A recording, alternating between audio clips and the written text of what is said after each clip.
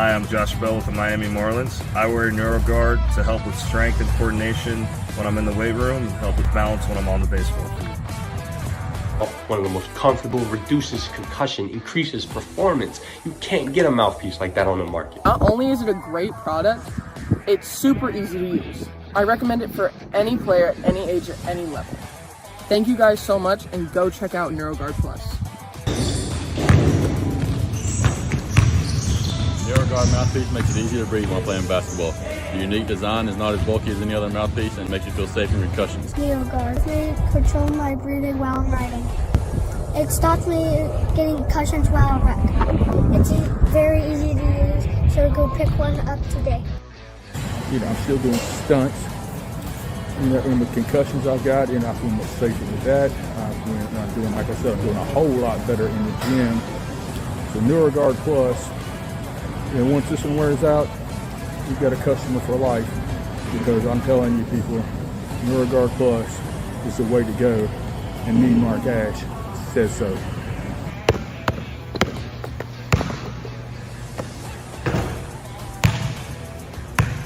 Parents, kids, coaches, NeuroGuard.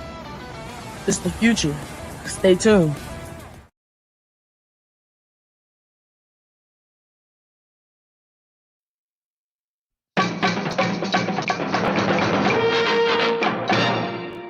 All right, everybody, now's the time.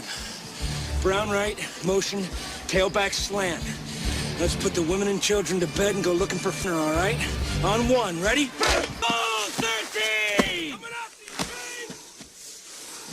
go 13!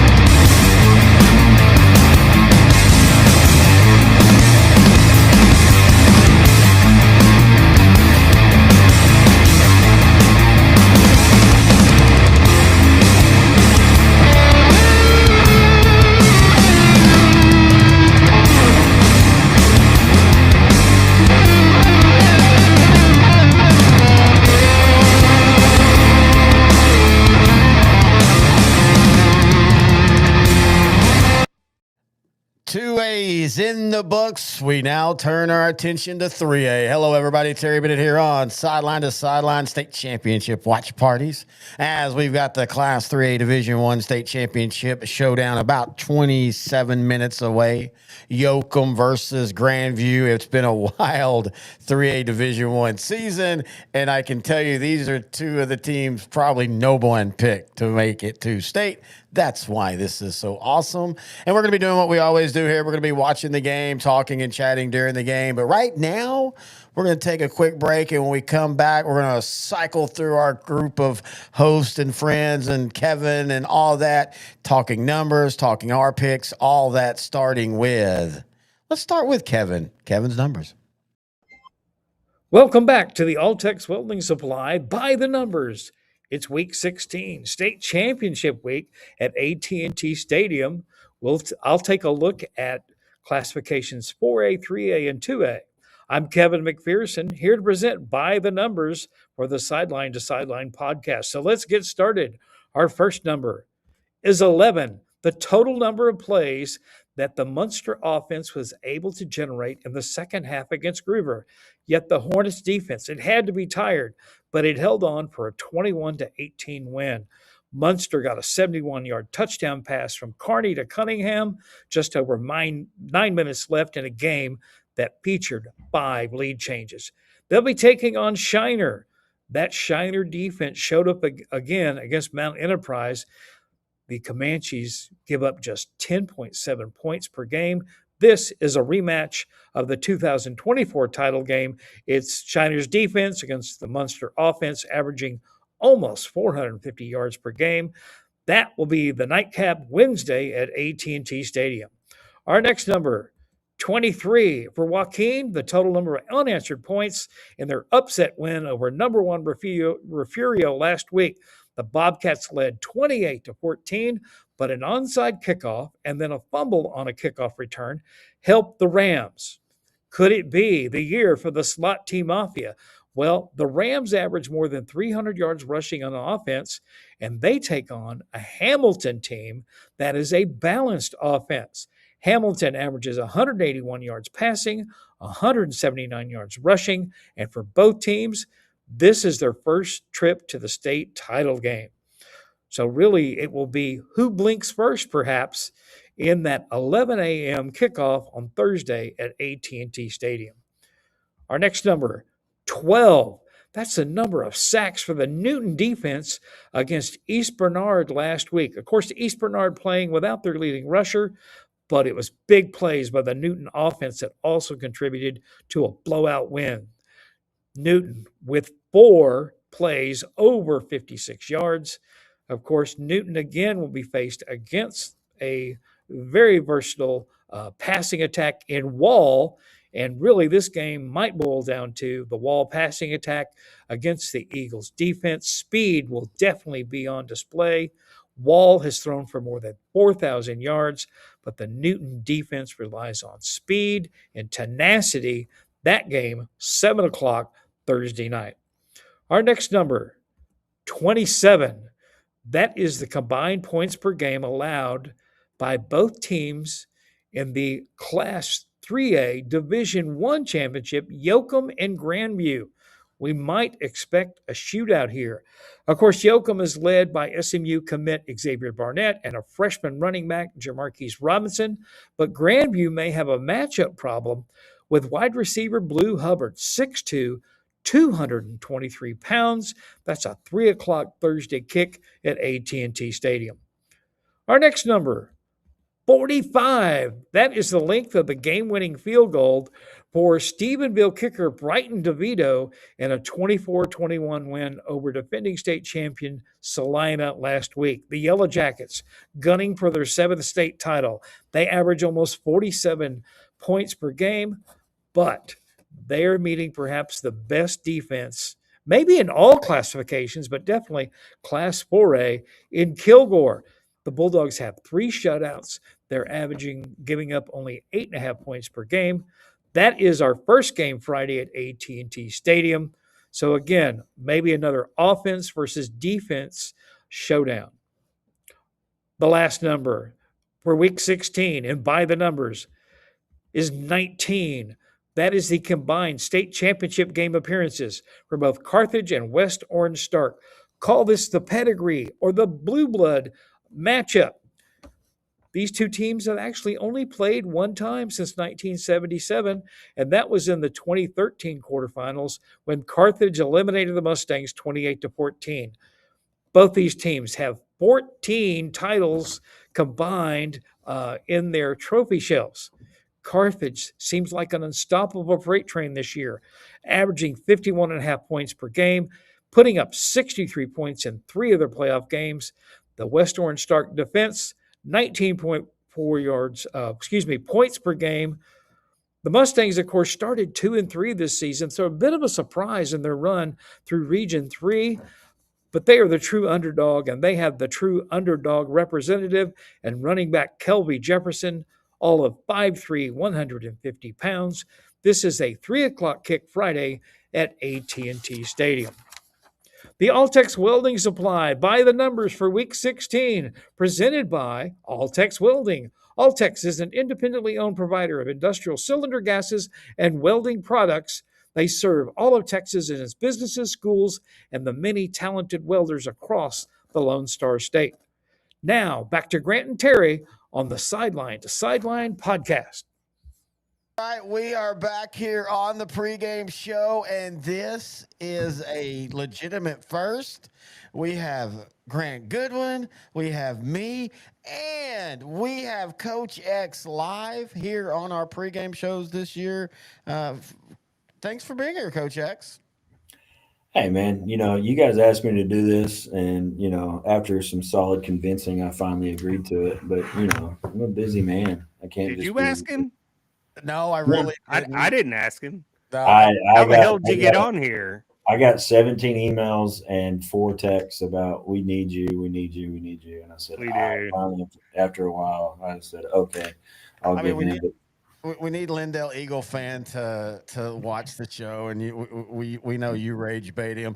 Playoff tree. Wait, who's that? Who y'all talking about? The Lindell fan on Smokey that absolutely hates Coach Jackson. He hates me, and you know what? It's like Adam Sandler Got a said, brother in arms. like shut up. Like Adam Sandler said in Wedding Singer. Yeah, well, I have a microphone, and you don't, Eagle fan, so you will listen to every word that I have to say. Hey, man, real quick, Coach X, how's Snickers doing? Snickers, the dog that I rehomed to you during the Christmas party last year. Yeah, I sold him.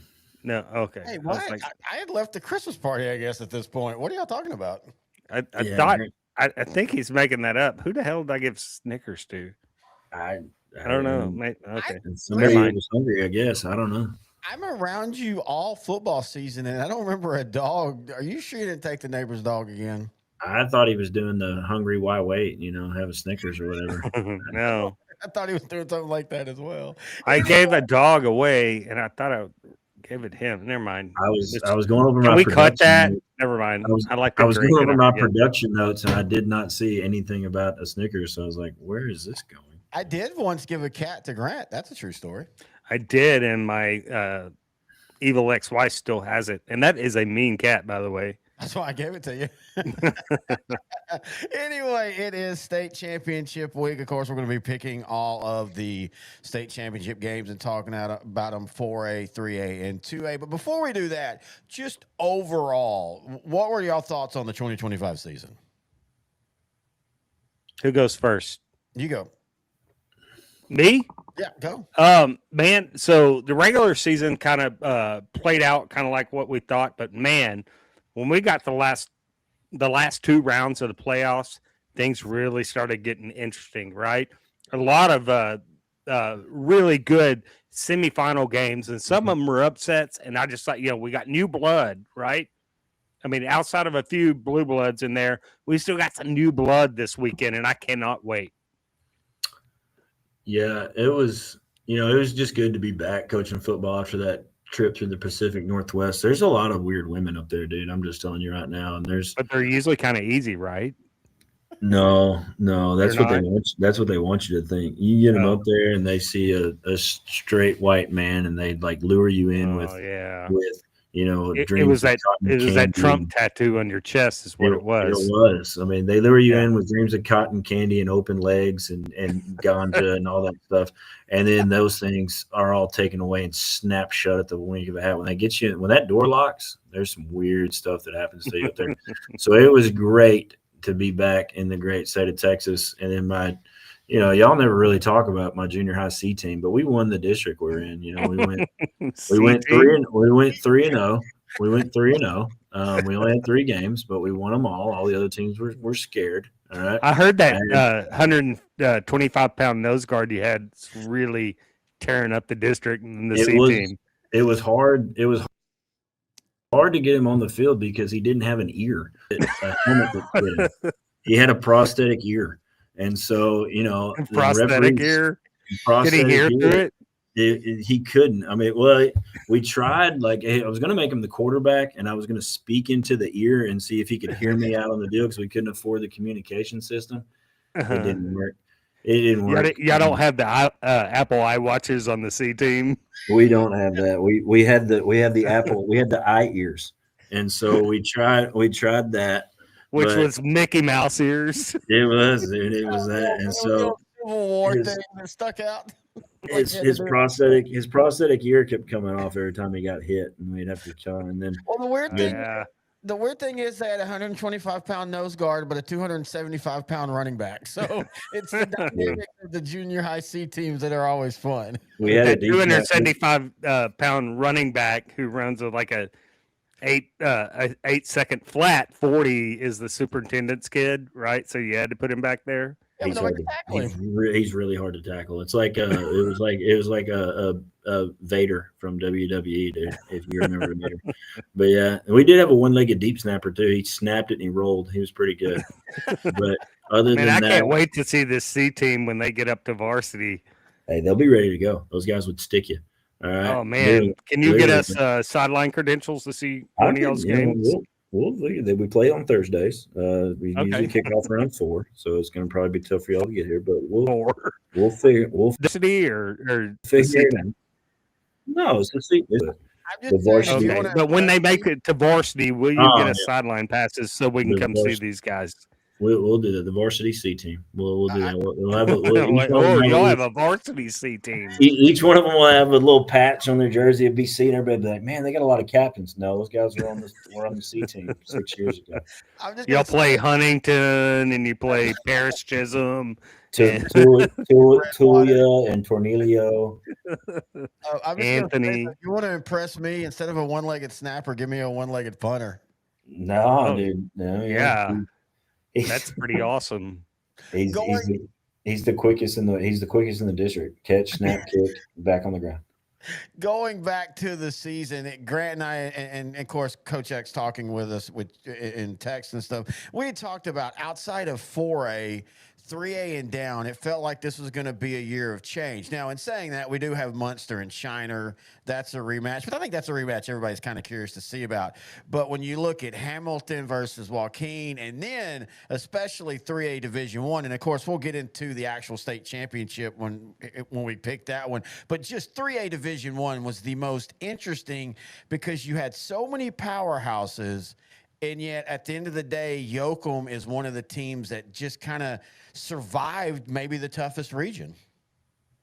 Yeah, for sure. I mean, Yoakum Region 3 and 3A Division 1 is a monster. I mean, Franklin, Columbus, Hitchcock. I mean, even the bad teams are good. I mean, yeah, they kind of cannibalized each other, right? Yeah, especially when you got to, and throw in Hardin in there, right? Who's very young, but is a very dangerous team. And then you got that with Franklin, Columbus, and I mean, geez, man, how do you handle that? You get the heavy hitters, and then you got the ones that are like middle of the road in that region. But if you put them in a different region, they're probably, maybe playing in the 4th round of the playoffs. And like you said, in Hardin and Little River Academy and those guys like that. I mean, hell, you survive that gauntlet. Are you even able to play in the state championship game? I mean, you might just be the walking wounded going in. So, I mean, that might have happened a little bit with Columbus losing to Yoakum a little bit, right?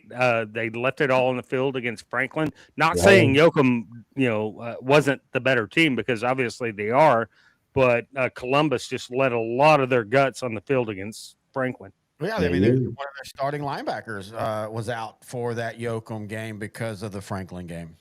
Yeah, I mean, and just the emotional high of you played that level, because I knew Yoakum would make it that far, but you guys kept billing up Columbus and Franklin about that it was the state championship game. But I mean, I don't think I missed but maybe 2 picks all playoffs. So, I mean, you have that, that game was built up as the state championship game by sideline to sideline, and those 2 guys other than Coach X. So, I mean, those kids go from that to, to the I almost missed my my Joaquin over Refugio pick. I was close to losing that. I thought there for a while that Refugio was going to win that game, and I was like, I'm going to look like an idiot. I mean, I picked Joaquin like nobody else. Yeah, did. Me too. Me too. I think I don't think there was a whole lot of people in the state who didn't think Joaquin would beat Refugio. Just you and I, really, to be honest with you. It's Joaquin. Terry picked Refugio by like 35 or something like that. Yeah. What an idiot! I know. Yeah, I know. It's all right. Man, he's still learning. He's only been in this for 35 years. I've been reading. He'll get it. Just like Grant's parents reading how to, teach a retarded kid. I've been reading how to ball. How to ball. I'm just trying to figure it out. But it is funny though that 2A Division One. Wait, did you just bring up the book that I found at Yes. my parents' house? That's become such a thread this year. Everybody talks about they legitimately on our Discord, which if you join our Patreon, you can see Yeah. on Spooky Messages. Everybody thinks that's a joke, like you're just making that up, but that's a real thing. No, I have the picture of the damn book, Yes, he does. which I will confront my parents once again at Christmas.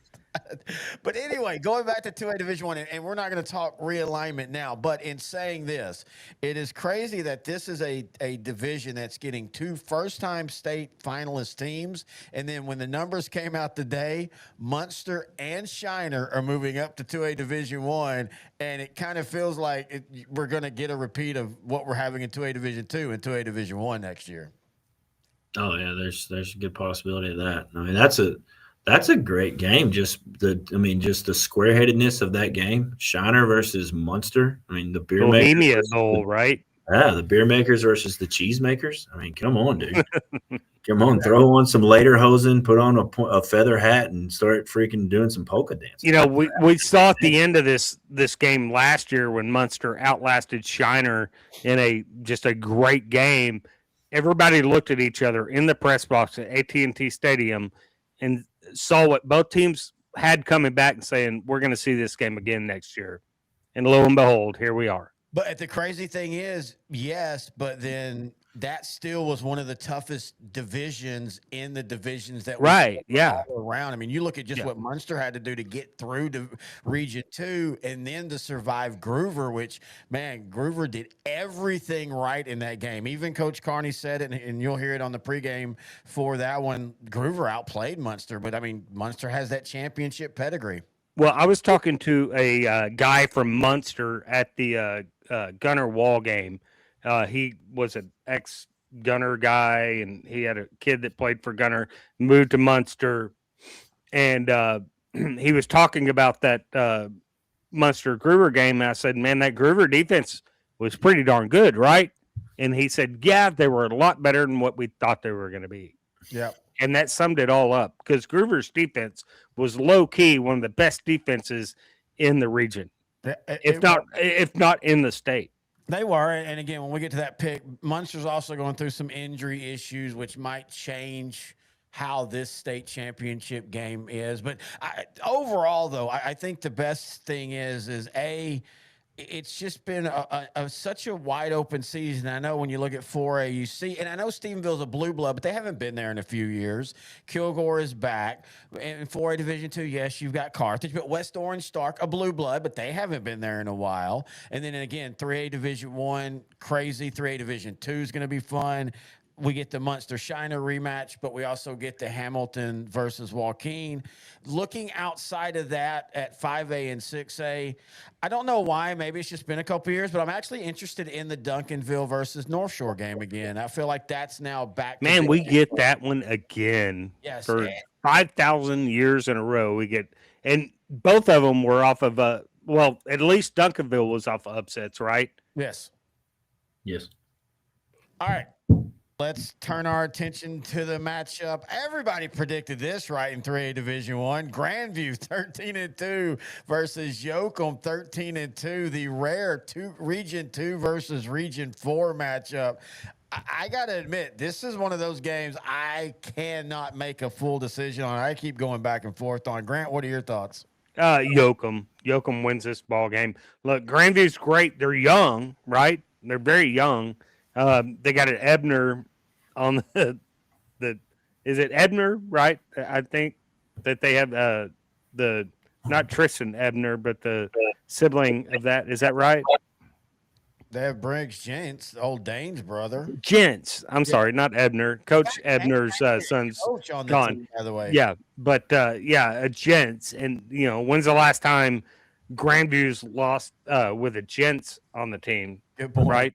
But that being said, I think Yoakum and their defense is just getting just so much better throughout the year. And offensively, I don't know. I just like Yoakum in this game. Coach X. I just wondering, like, Grant, drink another one, man. I mean, come on, dude.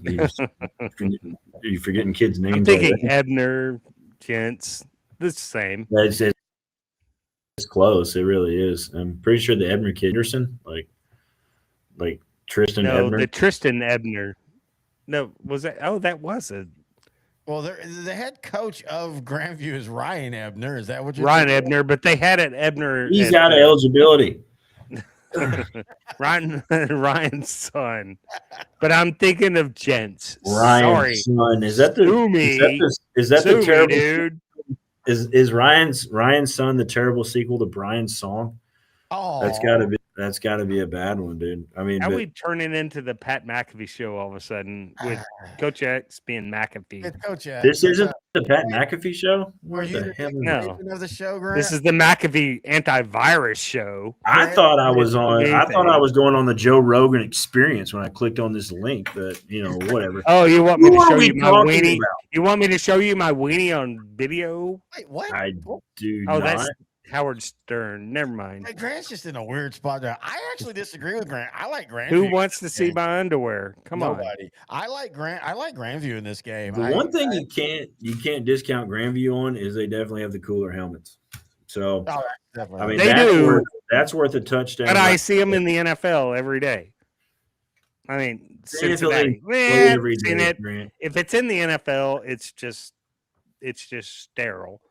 Yoakum's going to Yoakum's gonna run through Grandview big time. Yoakum will win. Grandview. They will win by 21 to 28 points.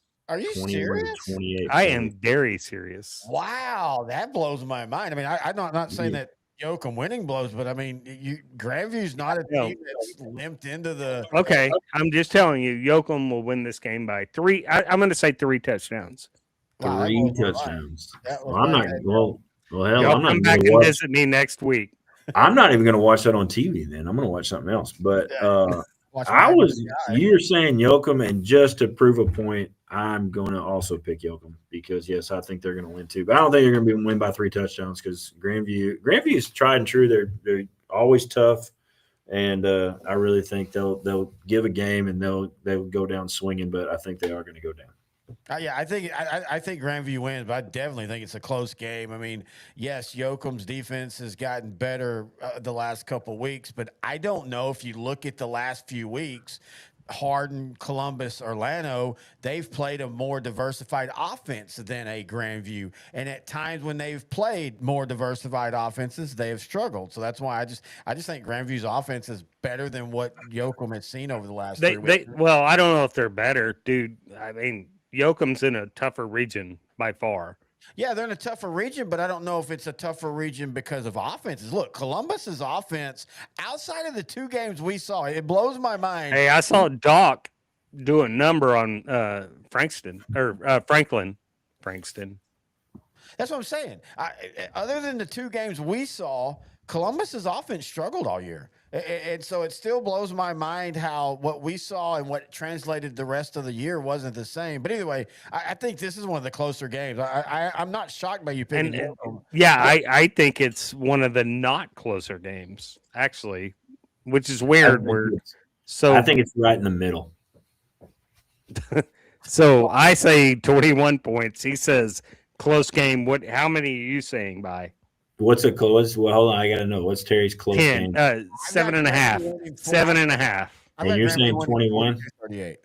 Do you got what? I've got Grandview winning 42-38. I've got 38. So 4 I've points. got Yoakum by 21 points. I'm going to say that they win by 11 points then.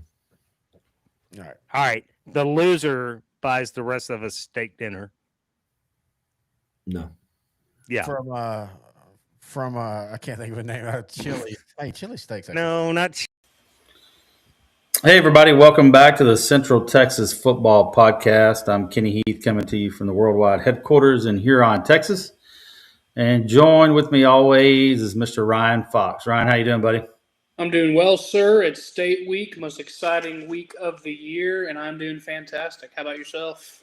Doing great, man. It's kind of a big day. We'll talk about it here in a little bit, but the cutoff numbers came out for UIL. That's, state week realignment. That's always, I love realignment. Just trying to guess. It doesn't matter. No matter what I guess, what's going to happen. It's not going to be right. Whatever school I think should be in what district usually doesn't happen. Last year, I think kind of went the way I thought it would with Whitney. Just being with these schools around the area. But they have taken Whitney up north with the Dallas schools. 15 years ago, we were out west with Eastland and Breckenridge and Comanche and stuff. So it's always fun. Kind of a little bit of more movement than I remember in the past this week with some of our local teams, and we'll talk about that here in a little bit. First, we'll start. First, I want to thank our sponsors. You've been here with us all year. We still got a few more episodes to go, so we appreciate all your support. And we're going to get started with our. I'll let you introduce them. The 3A Division I state championship between two teams that everyone predicted to get here, of course. The 13-2 Grandview Zebras against the 13-2 Yoakum Bulldogs. Grandview making their first appearance in the state title game since 2019. Yoakum making their first appearance since 2016, when I believe they played Mineola that year, if I remember correctly. This is going to be a fantastic game. Yoakum, star freshman running back and Jamarcus Robinson, they have put a hurting. They got a huge win against the defending state champions in Columbus in the region final, and put a hurting on the Region 4 champions Atlanta last week, 71-27. This offense is freaking rolling right now, and so is Grandview's. And the thing is, too, Grandview's defense has gotten better throughout the playoffs. They kind of won their first two rounds with shootouts, but holding both Peaster and then Pottsboro to under 20 points in both games. That is especially against Pottsboro. We saw that offense firsthand, and with Humphrey, the quarterback, they were lighting it up, especially in the pass game. But Grandview's offense, it's been good. Grandview's offense has been phenomenal all year long, but it has also gotten better. But I think the key for Grandview here is how much better their defense has gotten over the last 3 weeks. And they both score a lot of points. Grandview scores about 41 points per game. Yoakum scores about just under 39. I think this is going to be a shootout. I think it's going to be a fantastic game. Both teams, again, looking for it's their first state title appearance in at least 6 years. I think it's going to be a wonderful game. The 3A Division I has undoubtedly been the most unpredictable division in Texas high school football this year, especially on that west side of the bracket with Region 1 and Region 2. Just all over the board. It's really been wide open. It was impossible to guess who were going to be the final two teams in this title game. But I think this is an exciting matchup. Yeah, if you look at Yoakum, they're just loaded with weapons. Like you said, you got Jace Morales, Xavier Bennett, the freshman Jamarcus Robinson. He went off against Fairfield for over 300 yards. I don't know that Grandview's faced a team with this many weapons. I think Whitney had some weapons, but if you look at the first round, the people they played kind of been one-trick ponies with a great supporting cast. Don't get me wrong, but there's 3 legit weapons here at Yoakum, and Grandview beat a really good Palmer team with a really good quarterback. Commerce with a great quarterback. Then Pottsboro, we saw them firsthand. Everything went through Cade Humphrey here. But when you look at Yoakum, man, there's a 3-headed monster that is going to be hard to stop. Now, if you're Grandview, a lot of people will talk about the freshman Briggs Gents is a phenomenal player, and Blue Hubbard's one of the best players I saw play in 3A this year. Live, I thought he was just tremendous. Not a whole lot of people are talking about Mason Landers, man. That kid has really turned it on in the playoffs. Yes, he has. I believe there was a time during the Grandview-Whitney game when I think middle third quarter they brought Briggs Gents in to play quarterback, and we thought maybe we were seeing a kind of a turning of the page, and they were going to let Briggs take over the offense, because they really weren't getting anything done. But since that game, Mason has come out and played lights out, and he's got good receivers in Cates and Sanders. Blue Hubbard's going to line up at running back. He'll line up at quarterback. They put him out at wide receiver quite a bit. Elijah Dominguez is a really good running back. They both play Hubbard and Dominguez and Gents and Cates and Sanders all play defense really well. Grandview's got good size up front. I think in order to stop this attacked by Yoakum because they're going to run the ball. They don't hardly throw the ball at all. They're going to spread everybody out, get everybody spread out, and just run up the middle or to the outside with their weapons. And your linebackers are going to have to tackle really well. Blue Hubbard's going to have to take good angles and tackle really well. Elijah Dominguez got to do the same. Briggs Jentz at his safety position is going to have to come up and make some plays. This is going to be a shootout. Yes. You kind of figured, once Grandview got later in the rounds, I think Coach Ebner is one of the best in the business, especially a defensive guy. He does a great job, and he's figured out kind of maybe what his matchups on that defensive side of the ball the last 2 rounds. And like you said, Peaster's not known for their offense. We kind of thought that might be a low-scoring game, but and it was. Go out there and score some points. They've got a really good quarterback that's going to, Prospero Humphrey's going to throw for 300 and run for 150, and he's got good outside receivers. And Grandview was able to kind of nullify them. And Humphreys had his plays, but hold them to 18 points was a great job in my opinion. It's going to be another good one, man. I got a feeling that this is the year of the zebra. Yeah, this game is a toss-up for me. Yoakum is going to be very good for the next, especially with Jamarcus Robinson. What he's done as a freshman running back, he's going to be their lightning rod for the next 3 years. There's no doubt about that.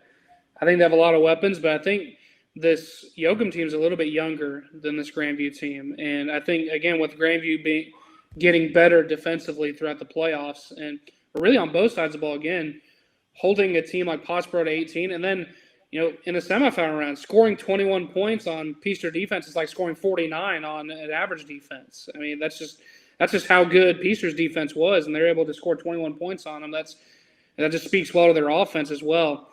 I think, Yoakum has more weapons, but I think Grandview is a more well-rounded team. I think they're better up front. Now, they're not going to be as athletic or speedy as Yoakum, but I think they're going to be more sound. I think they're going to control the line of scrimmage because, again, we saw this Zebra team firsthand. Their offensive line is freaking huge, especially number 54, Jack Basin, I believe is his name. Absolute menace on that offensive line, and the rest of the line is just the same. I think this is a coin flip type game for me because I don't think both teams are going to get a whole lot of stops. But I think, and it's cliche to say, but I think the team that gets the most stops, because I think both teams are going to score at least 35 points here. I think there's going to be a lot of points scored in this one, and I trust Grandview's defense more so than Yoakum's defense to get those key 2 or 3 stops needed to, lead the differential in that. So I like Grandview in this one as well. Yeah, and I don't think we would have said you would have said that week 2 of the playoffs that you trust Grandview's defense better. But I think Ebner's found something. And you look at this Yoakum defense, they played well, but Fairfield threw for over 300 yards on them. And Fairfield's a really good throwing football team. What's their quarterback's name? Cole Collins. Tremendous quarterback. So that's going to happen. But Mason Landers, he's had success throwing the football the last couple of weeks, with getting it to Briggs Jentz had a long pass catch. Kason Sanders had a long reception for a touchdown in a couple of games there in a row. So look for the passing game. They're probably going to maybe, lull them to sleep running, and they'll come up and hit that big shot. I'm going to go Zebras in this one. All right, we are here as the game has started. Thanks to everybody with their picks. And Yoakum on the first play breaks a big one down the sideline. And just like that, Yoakum is already in scoring position. They were talking about in the broadcast, Jace Morales, they're basically running Wildcat now in Yoakum. And that's kind of redefined the offense that had not necessarily struggled all the time. Hey there, look who has jumped in. It's like a wrestling run-in. Kenny Heath joining us. It says Terry Bennett. I don't know what the deal with the names is. Let me see if I can fix yours for you. How you doing, man? I'm doing good, man. Kind of moved the studio into a spare bedroom where I could sit in a comfortable chair and just hang out and not sit in the old chair I was in last night. And honestly, man, look, the Yoakums, we literally played y'all's picks right up to this, and you talked about this Yoakum offense. Since they have made this switch with Jace Morales basically just running Wildcat, they've been almost unstoppable. Yeah, the speed is what scares me. They just got so much speed, and I just don't think Grandview's seen it. And it may take them a while to kind of get adjusted to it, but we'll see what happens. I gotta say, man, you actually sound better. The sound of your mic and stuff is better in that room as well. Well, usually I just lay the mic down. I need one of those the headphones with the microphone, but I'm just gonna hold the mic, my old mic here. You hold the mic, I'll hold the drink. It's 5 o'clock somewhere. Yeah, there you go. Yeah, Yoakum, no problem driving right down the field here. I'm still a little bit behind you. And again, like y'all were talking and we talked about it, Grant, and if this holds serve, Grant will be right. Grant thinks Yoakum's just going to dog walk Grandview. I think this is going to be a high scoring game. So, I mean, if you're Grandview, you're frustrated, but I also think you're realizing, as Ryan said, it might take 36 points to win the game. Yeah, and I think it may take, one of those games where, those halftime adjustments is probably going to be key. They may give up some points here in the first half and get in halftime and make those adjustments and figure some things out. Now, we were talking about it. Yoakum definitely came out of the toughest region, but offensively, as they have a tight end, or they had a outside or a tackle line up in the slot and go in motion. That was interesting. But I think Grandview has faced more prolific, diversified offenses. Yeah, and they've, like we said in the pregame, we really like Grandview's defense now, but you weren't saying that in the first, second, third round because they were giving up a lot of points, but the offense was doing enough to win. Coach Ebner's a great defensive guy. He was a defensive coordinator on both their first state championship team, and then with Walraven before the state championship team. So, I think they're really good at making those adjustments. So a big 3rd down and goal now. I know you're a little behind. Yeah, I don't think as bad as I was last night. But so Grandview forces a 4th down. If you're Yoakum, do you kick the field goal here, or do you roll the dice and think touchdowns are a premium? Man, I think it's tricky in 3A level because not everybody's got a kicker that can, they're doing good just to make an extra point. So, I think I go for it here. Dude, that one play that you like that going into this game, maybe you pull it out of your bag of tricks right now. Oh, they are they going to kick it? And I was about to say, I do think Yoakum has a pretty good field goal kicker. I say that and he'll miss now. I mean, yeah, he makes it. I think they do have a decent field goal. So they score first 3-0. Dude, what Munster did to Shiner today was illegal in some countries. Yeah, I thought about jumping on with you because it might be an interesting game, but yeah, it just really wasn't. And I just had a couple of things I could get taken care of. So I said, I'll just wait because, and I watched a little bit of the second half. Really surprised because I thought Shiner was going to be athletic enough to hang with them, kind of like last year. But, man, they just never really could get it going. Well, and I had said when we picked the game on with Sideline that, in today's era, it's the same thing going with my wall pick. I'm going to take the senior quarterback, especially one like Case and Carney that had basically put the team on his shoulders last year and won state. I just felt that was the difference. And it turned out it wasn't just him.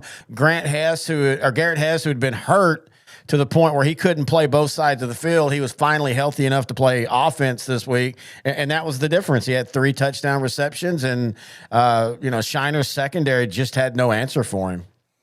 Yeah, he's pretty good, well-rounded of the team. I didn't see that. I don't remember seeing that game last year. I did see highlights this year, but just what little I saw today, just really impressive. They're going to miss a bunch of those guys next year.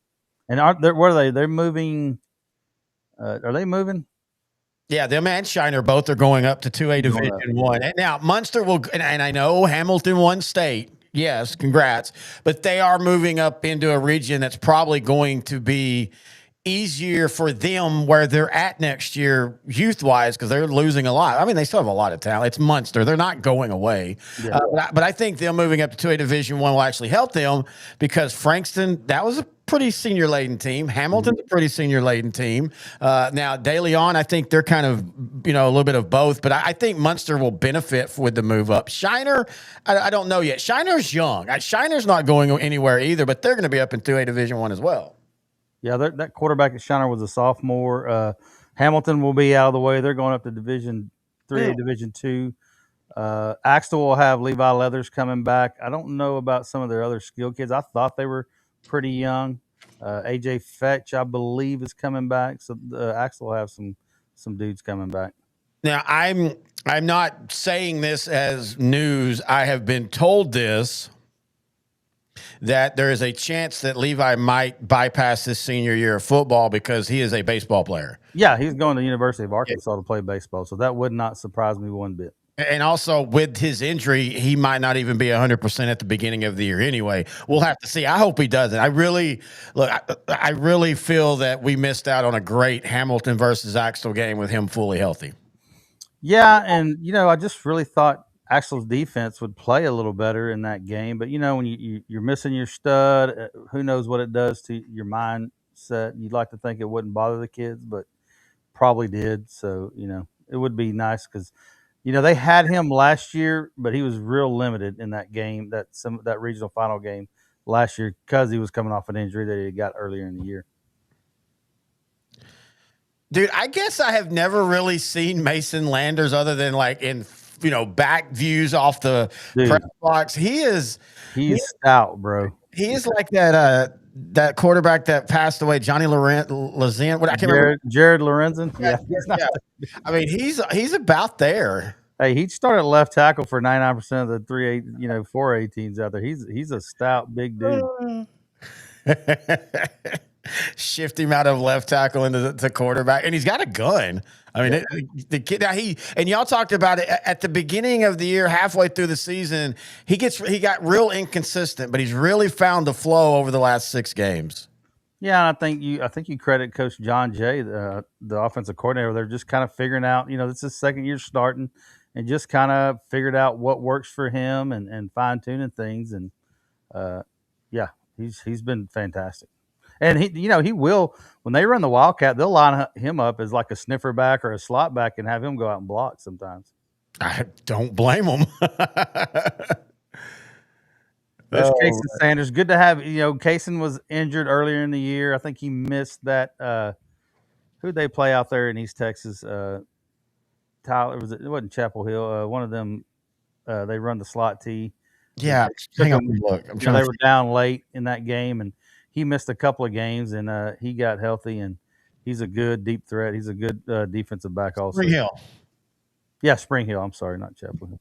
Could not think of the name of that. Longview Spring Hill. Yeah, that's a team that's got all offense and no defense. Yeah, and this is the type of Grandview team I was thinking we'd see, that they're going to throw the ball a little bit. They're going to run it for 8 to 10 yard chunks. They've got 2 or 3 dudes they can interchange in there to run the football with Yentz and Dominguez and Blue Hubbard. And they're going to line Blue Hubbard out. They'll split him up, throw in the fade, then put him in at Wildcat and run him the Wildcat. Big play right here by Yoakum's defense on Grandview, trying to run a screen pass, and Yoakum sniffed it out. I don't know if you're going to be able to go sideways against this Yoakum athleticism. I think. Well, if you do, you better get your blocks. And yes. That just didn't happen. Another screen. And once again, sniffed out. Well, they may be fishing here and fake it. They don't do enough fake screens. I mean, I always think, man, pump that ball and send the guy down deep. Yeah, that was the Briggs Yentz, and he's pretty elusive, just a freshman. But I watched him play in 8th grade, and they'd run him on 1st and 2nd down. He'd gain 70 yards, and they'd put the backups in or either somebody else in, and it would get the 3rd down. They would put him back in, and he'd score. He's just Now, is he going to do the wide receiver transition to quarterback route? I don't know. I don't know how you put. I think he's versatile enough and athletic enough that you can probably use him everywhere next year. And then when Mason's Landers is just a junior, so he'll come back next year. I know when I talked to, I ran into Dane Gents. Oh, that's a big sack. When I ran into Dane this summer at a 4th of July get together at one of the local places here on the lake, he made it pretty clear, like, he's not going to play quarterback. They'll just kind of use him wherever. Yeah. So, wow, Grandview proceeds to kind of do what Shiner did, have a couple of good plays, and then proceed to go backwards 13 yards. Yeah, that was 3 pass plays in a row that just didn't work for them. 2 screens and then a big sack. Good punt, though. Yeah, that took a nice little Grandview roll. Yeah, so they started out kind of like what I consider a successful Grandview drive. Mixing it up. They'll run tempo a lot, especially when they find if they get a little success, they're going to hurry up and go, and they'll just gouge you with that run. I saw them against Eagle Mountain High School. They would rotate in 3 or 4 dudes at Wildcat and just run the ball tempo. Just right down the field. Everybody on our Discord is discovering how big the Grandview quarterback is. Yeah. Yeah, he's a load, man. And like I said, if they'll put like Yentz or Hubbard in at Wildcat, at quarterback, they'll put him in the block. He'll stay in the game. Now, does he play defense too? I don't think he plays a whole lot of defense. Okay. There's a wide receiver screen that worked. Just respecting that speed, they're not going to play him up close. Well, especially with that first play. And when you got a guy like Xavier Barnett, I mean, that kid is one of the most explosive kids, not only in 3A, but all of Texas high school football. I mean, he's a legit D1 guy. Now, I don't know if it was Yoakum, but the freshman running back, what's his name? Jamarcus, the one that went off against Fairfield. Did they move in? Were they move-ins or are they from Yoakum?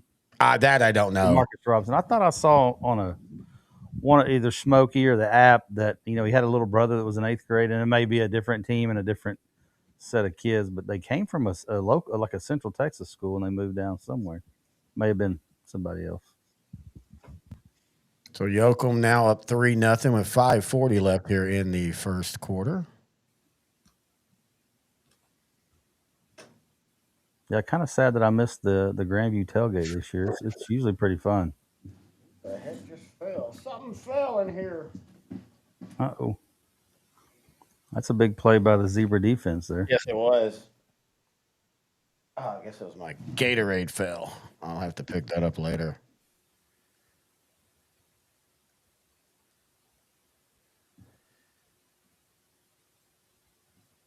So 2nd down and 9 again. I'm a couple seconds ahead of Kenny. So, oh,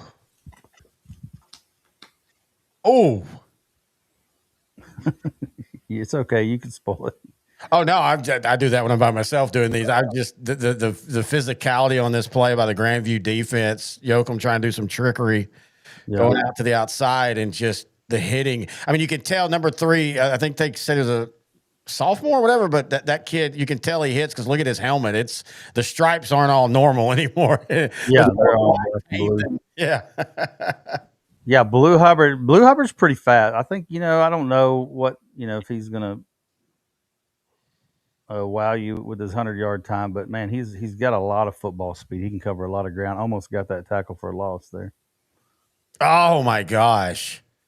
First down, Yoakum, man, as Morales just breaks 3 tackles and gets to the first down. Grandview's got players. Yeah, and that surprised me because Grandview tackles well. I was about to say they have players there to make the plays, and he's just breaking them. Again, Yoakum's offense completely flipped when they just started basically Wildcat and Morales. That they'll still throw occasionally. It's crazy because you've got a guy like Barnett at wide receiver, and you're not really even getting to truly use him like I think they wanted to. Yeah, and that's just a question that I've heard, like on the 3A level, you've got a kid like that. Do you stick him out at receiver or do you put him at quarterback so your best player has his hands on the ball every play of the game? Or you do what Scott Surratt's done many times, and you do it one way in regular season, and then in the playoffs you completely do, because there was a couple years where they've won state where they basically went in the last 3 rounds. Carthage did basically running Wildcats, and that was with good quarterbacks. But it became, like you said, okay, we have a good quarterback, but we've got a kid that we've been playing at wide receiver that if we just put at quarterback and let him just run wild, nobody's going to stop him. Yeah. I think, Grandview had done that a couple years ago with a kid named English. I think Grant might be more correct on his. Yoakum was going to dog walk. Well, there's 2 broke tackles right there. Just got to tackle better. Wow. 3 broke tackles. Yeah, I mean, I'm surprised, but I'm not, because just this team is, and we said it, they're loaded with weapons. Probably the most explosive team as far as weapons go that Grandview has seen this year. And I don't know a whole lot about Commerce. I know they got a great quarterback over there and they upset a lot of two team, Winsboro and Malakoff, but looks like these dudes can get it. Well, in Commerce, speaking of, they're going to be good next year. Basically, the core group that led them to that, one possession loss is back next year. Again, the Yoakum team finished third in their district. Of course, their district had Columbus and Hitchcock in that group. I mean, that is the one thing Grant got 100% right, is that Yoakum is more battle tested. Not that Grandview didn't play good teams, but I mean, Yoakum just in district played 2 top 10 teams back-to-back weeks. Yeah, beat one and lost to one. Yeah, they look pretty impressive. Big drive for Grandview here. You're going to have to go down and get some points. So outside of course, this game, just through the whole weekend, do you watch 5A and 6A state championship games? I will. Yeah. I like. I'm really interested in that South Oak Cliff. Who they play with the running back? They're really good. Randall. I'm really going to be interested in that one. Want to watch Lone Star because of the ties to Whitney, and then I'll watch the other two also. I don't know that I'll be glued to the TV like I am for this one or the one last night, but yeah, that's kind of me. I just because I do 6 of these basically in a row, and then I just kind of have it on in the backgrounds, And I'm also a little tired of Duncanville North Shore. Just geez. Well, they're going to be going up head to head with some college football playoffs too, right? Friday night and Saturday morning. The NFL. NFL has their Saturday games as well. In fact, last year, intern Noe the pro, he comes over and watches the 2 4A games with me. Last year, we watched the 2 4A games, and then we did a college playoff watch party. Okay. I just don't care to see Oklahoma and Alabama and have to do a live show and stick around and actually care. So he's going to come over. We're going to do the 4A shows, and then we're going to record some NFL stuff, and then I'll just have it on the background because I have no desire to see that ugly game again. Yeah, I'll be interested in the Saturday night game. I believe was at Oregon James Madison, so I'll be interested to see. And the A&M game, of course, that'll be fun to watch. I'm rooting for A&M, but I'm just starting to get a really uneasy feeling about that game for some reason. Yeah, they have a history of not performing when they need to. I mean, you can make the case that my app has seemed to have died. You can make the case that the best team they've played outside, Notre Dame, they barely beat, and then Texas beat them, and kind of beat them comfortably. I think the app's kind of dying right now.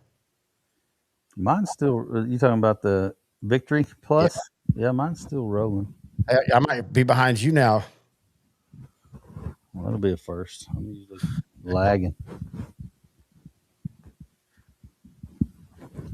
Oh, it's still a commercial right now. Okay, so I'm ahead because I got Yoakum coming out the kick. Yep, just clicked on. Yeah, I think Miami A&M will be a good one. I wouldn't want to pick it. I mean, golly, who knows what's going to happen there? Bo Robinson, they're showing the head coach of Yoakum, former University of Texas. Defensive end. Yeah.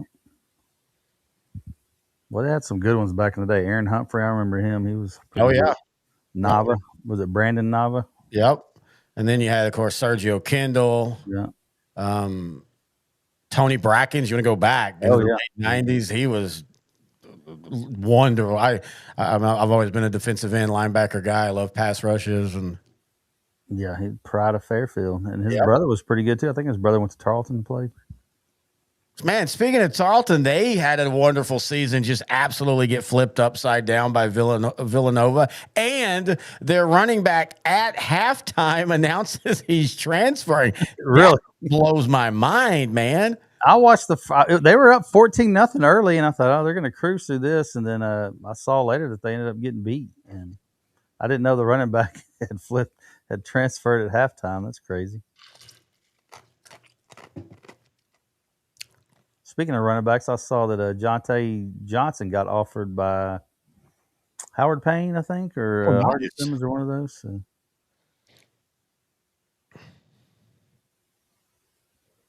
Oh, somebody said they came from Connolly. Who? I guess the guys you were talking about, the move-ins. Oh yeah. Okay, that makes sense. I thought it was Yoakum, but yeah, looked like they're a pretty good pair of football players.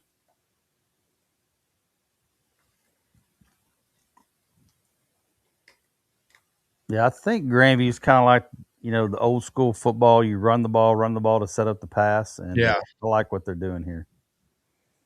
They're really not going tempo. I've seen them do this tempo, but they're kind of taking their time. I think right now, because you've given up big plays, the problem with tempo is you get in a game like this and you start getting 3 and outs and you're only killing a minute off the clock. Yeah. And I'm not saying Grandview wants to play keep away, but I think Grandview wants to dictate the tempo, whether it be slow or fast. Well, that's not going to help them. Oh. Yeah, the bowling ball just did a 7-10 split down the field, though. So that's a good response to the penalty. I mean, he looks like he can't. I always joke about this. This is one of my Grant and I's joke when we see a player like this. He looks like after the game, he's got a 12-hour shift at the mill. Yeah, he does, dude. He is a big dude. Got a mustache, Oh. There was that screen and go you wanted, and he just overthrew him. Oh, he had blue. Nope, he had 15. Golly, yep, sure enough. Got to put a little bit more air under that one. Let Blue Hubbard run in or under it. Yeah, he was going to 15. Looked like Blue was on that slant underneath too. Was kind of there also. Well, he had a linebacker there. Yeah, 15. Almost. Boy, it is quiet at that stadium right now.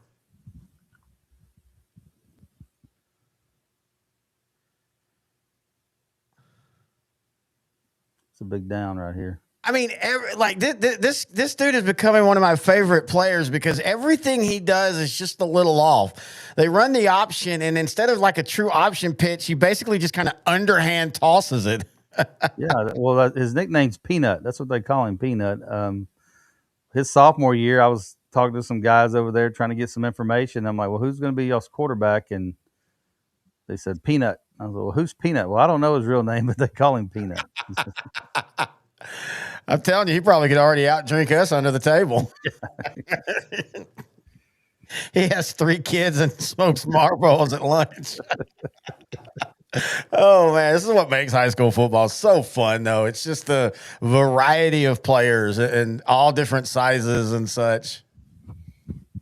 Yeah, there's Briggs Yentz with a nice run. Ooh. I was watching some film, and of course, I'm a little ahead of you, but that Elijah Dominguez, he's impressive, too. Yeah, he really stood out to me his sophomore year on defense. I mean, he was really good. They had him at end and outside linebacker and really quick, made a lot of plays in the backfield, and then he started running the ball last year and this year, and he's really a big part of their offense. He runs hard. I know the screens are a big part of Grandview's offense, but, man, you've seen now another one that Blue Hubbard just can't get away from Yoakum. They are keyed in on those. Yeah, it's just a lot of speed, and you got to get your block. Some of those dudes just not getting blocked. They're going to let the –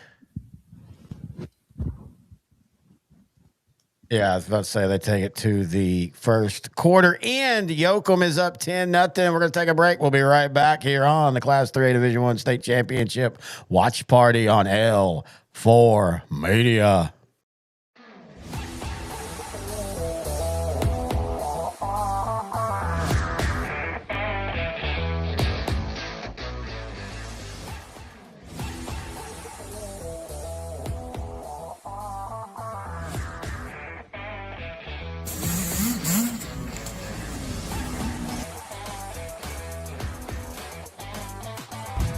Hi, I'm Josh Bell with the Miami Marlins. I wear NeuroGuard to help with strength and coordination when I'm in the weight room and help with balance when I'm on the baseball field.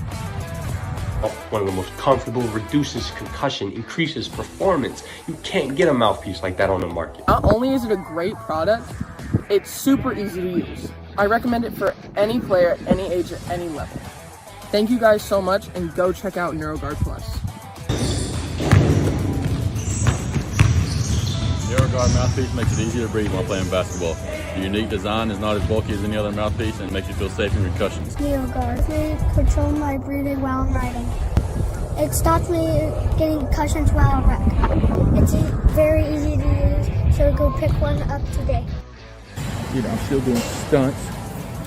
And the concussions I've got, I feel much safer with that. I'm doing, like I said, I'm doing a whole lot better in the gym. So NeuroGuard Plus, once this one wears out, you've got a customer for life. Because I'm telling you people, NeuroGuard Plus is the way to go. And me, Mark Ash, says so.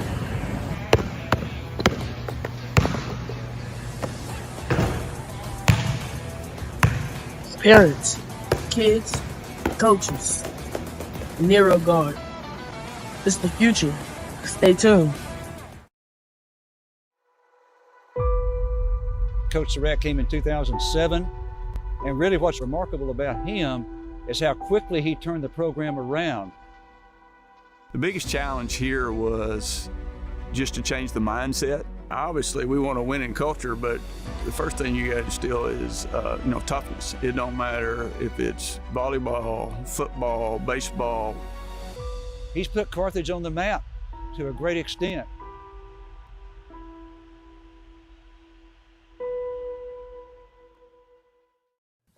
All right, we're still in timeout again. Got to get used to the TV timeouts and such. Pretty fast-moving first quarter, though, to have had, Yoakum scored 2 times and Grandview moved the ball well, and it's basically been about a 30-minute quarter. Yeah, kind of flew by. Grandview didn't get much going on that first drive, but for Yoakum, man, they've taken advantage of getting the football for sure. You kind of wonder if this is going to turn into one of those games where Grandview is going to start scoring, but are they going to be able to ever, get that second score before Yoakum scores again? Yeah. I mean, right? Go ahead. Stay, 14 points or 10 points behind and try to get it close, and then Yoakum will come back and score. Yeah, all those helmets look pretty beat up to me. I guess they don't get them restriped for the playoffs. Dude, Yoakum is making key stops. They're not stopping Grandview, but they're making key stops at big moments, and this was another big one. Yeah, they're just beating that. That's only 4 guys coming, and all 4 of them were in the backfield. Grandview just couldn't get the blocks. Luke asks us, do we think Lone Star is good? I mean, yeah, what they did to Alito and that comeback. I mean, this wasn't one of those comebacks where Alito's up and then Lone Star just catches them. There were multiple times where Alito looked like they reestablished the lead to 17, and then Lone Star just wouldn't stop. Literally what we're talking about with Yoakum in this game, Lone Star just needed to make that one stop eventually. They finally did, and they beat Alito. That in of itself is impressive. Yeah, they were down quite a bit there late and just had a great fourth quarter and made plays when they had to, and the defense made some stops. Looks like that third down play was some kind of screen because several of those linemen tried to cut the defensive guys, just didn't get the blocks.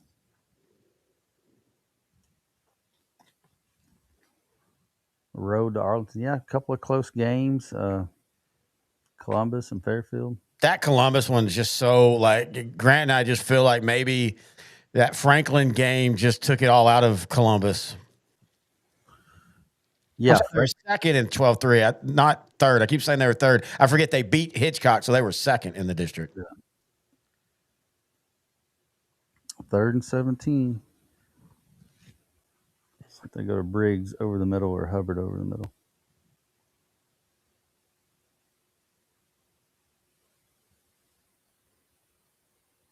Man, the pass rush is just there for them. And that's just a 3-man front. I mean, they're getting it done for sure. 4th and 16, you're in no man's land. Do you go for it here? Do you pooch kick it? Yeah, I don't know. It's a big time spot here. You really wanted to get some points out of this drive. A flag on the play. Backing up again on a false start.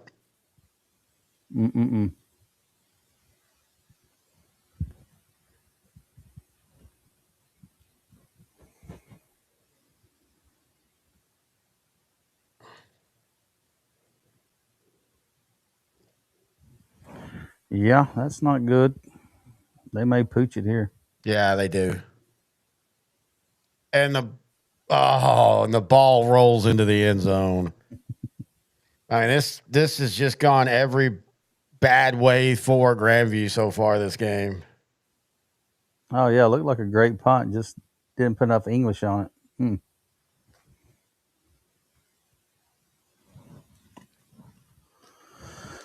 Well, they're gonna have to get a stop, or it's gonna get ugly quick.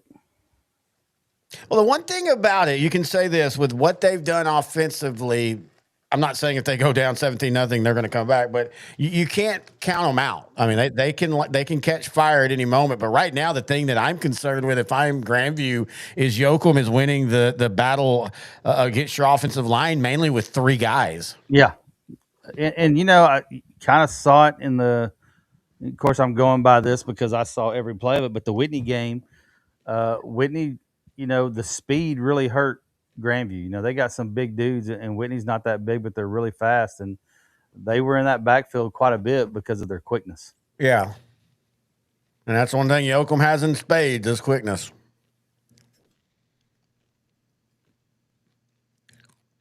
I believe, they've got quite a bit of size. I believe number 70 for Grandview, he would punt for him. He's just a freshman, I think. Dang. Yeah, that's the thing. Grandview's young. Yeah, they'll lose Dominguez and Hubbard, but they've got quite a bit coming back. I think next year, Jens will probably be the primary focus of their offense. They're going to put him kind of like what they do with Blue Hubbard, I bet, running back, quarterback, wide receiver. And I bet they've got kids on the JV that'll probably come up too. They're pretty good all the way down to the 7th grade. And it's pretty much assured y'all are going to be in the same district, right? For the most part it is, but they have put us down in Region 3 and left Grandview up there with Region 2. It'll be interesting with Maypro leaving, but King coming in. They'll be barely made the D1 spot. Oh, Luke goes to Lone Star. Well, congratulations on y'all making it.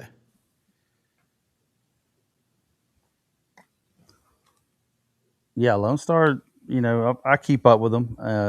But I think they're that sophomore quarterback they got, he's something else. Hey coach, are you ready to elevate? I mean, hit the first time or the second time. So when I'm having to do these, I've got another game coming up tonight. I'm having to get that game's pregame stuff ready because these games that they have them when every game goes like it's going, it's perfect.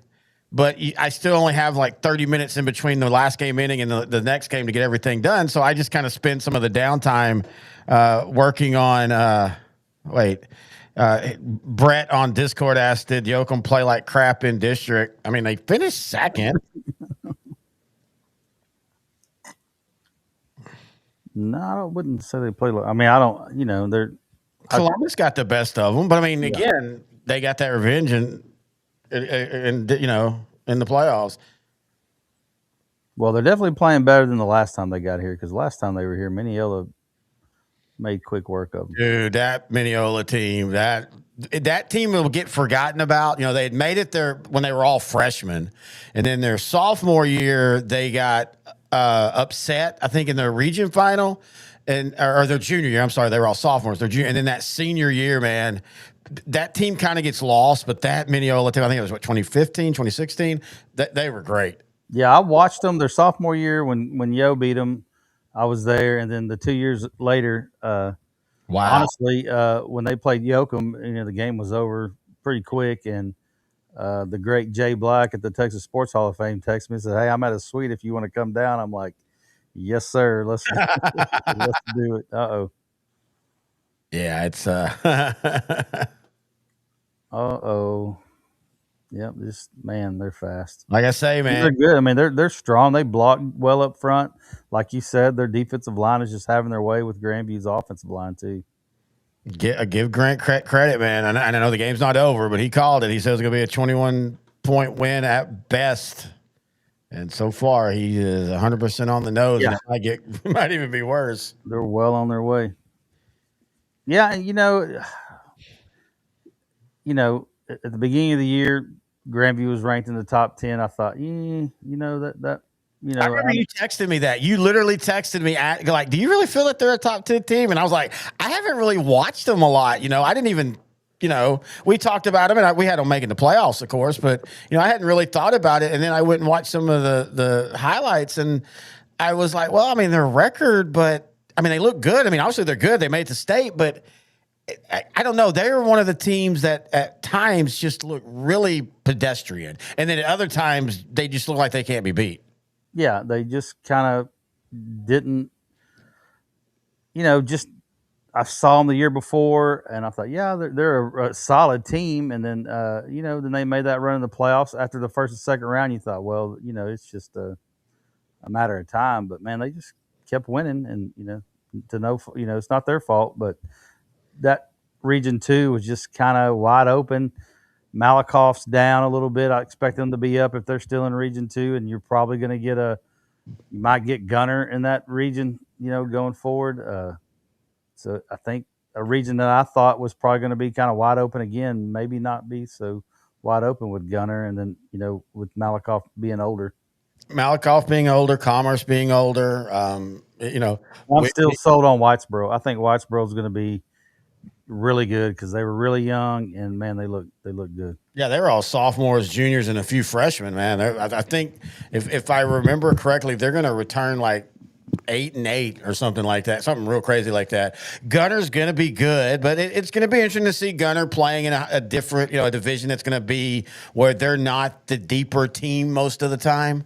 Not that it matters. It's still the 22, and they have I think their quarterback's a freshman, the guy that came in against Wall and almost beat Wall after their other quarterback got hurt. And that gave me a little pause with Wall because, again, I picked Wall, but this Newton team's a lot like Yoakum, and I kind of, I don't know. I'm a little worried about that one too. Yeah, that's just the fun thing about watching these games, seeing these teams from different regions. You just don't know how they're going to stack up, how the speed is going to affect them, and it's really good to see. I was impressed with a Peaster Grandview game. Region 1's known for their defense. Region 2's known for their offense. What's going to happen when those two teams collide? Yeah. 99% of the time, everybody's going to say, well, the defense, it wins. But Grandview was able to overcome that. Lucky Thomas says, let's go Yoakum, my hometown. Rat Madness says, will the B team play the fourth quarter? And then Heath Manis makes the point, Yoakum has a young team for the most part. They really do. And that's going to, Columbus is young. I don't really know enough about what Hitchcock is coming back, but if that district stays intact, and again, I haven't looked at every cutoff number and who's moving up and who's moving down. I like realignment, but I don't do projections and all that. So I haven't really looked at all that. But I mean, if that district stays intact, that district's going to be another tough district again. Oh, absolutely. And I think back when Whitney was in Region 3 and you had man, that was great. When Cameron Yo was good and Rockdale was good and Malakoff and all those teams there's a lot of good football played down at Waco ISD Stadium. That was the year Troy was real good. Yeah. I mean, it was fun. And then I believe those teams, Franklin was in Region 3, but I think Yoakum and Columbus were all in Region 4. Yes. Back then. Yep. And yeah, we went in the year Rockdale won state, and there were a team like Yoakum that had struggled in the regular season, partly because of injuries and stuff. We had saw them play Troy, and that was when Troy was running just power slot T, and Troy grounded that Rockdale team down, and then that Rockdale team ends up going to state and having a magical game against Brock and beating them for the state championship. Yeah, I was at that one. That was a big comeback. That was a fun game to watch. Yeah, that quarterback at Rockdale, he was something else. I forgot his name, but yeah, I can't think of his name. And he went to college, and and they also had a really good defensive end and a really good running back. Yeah, the running back, he went to Oklahoma. Yes, that's what I was trying. I couldn't remember if it was Oklahoma or Oklahoma State. But yeah, it's funny. Brock has kind of become that team that's Almost. I mean, we're talking now that, their first 2 years in 4A, they've made it to the state semifinals. Their last 2 years in 3A, they made it to the state championships but lost. And they're becoming, not the lovable losers, but the team that, man, they're almost there every year. Yeah, they got a really solid program. I thought it would kind of step back once Worrell left, but Coach Billy, what's his name over there? Billy Mathis. Billy Mathis is doing a good job. Okay, I know you have your offense, and you're a little bit behind. You're about to see the play. I know you have your offense, and you do certain things, but you cannot do slow developing plays against a Yoakum athletic defense. Yoakum, when they get scored on, it's when you get physical with them. Yeah, that did take a while to develop, and a little misdirection there. They're just fast, man. Looks like they got great instincts. They tackle well.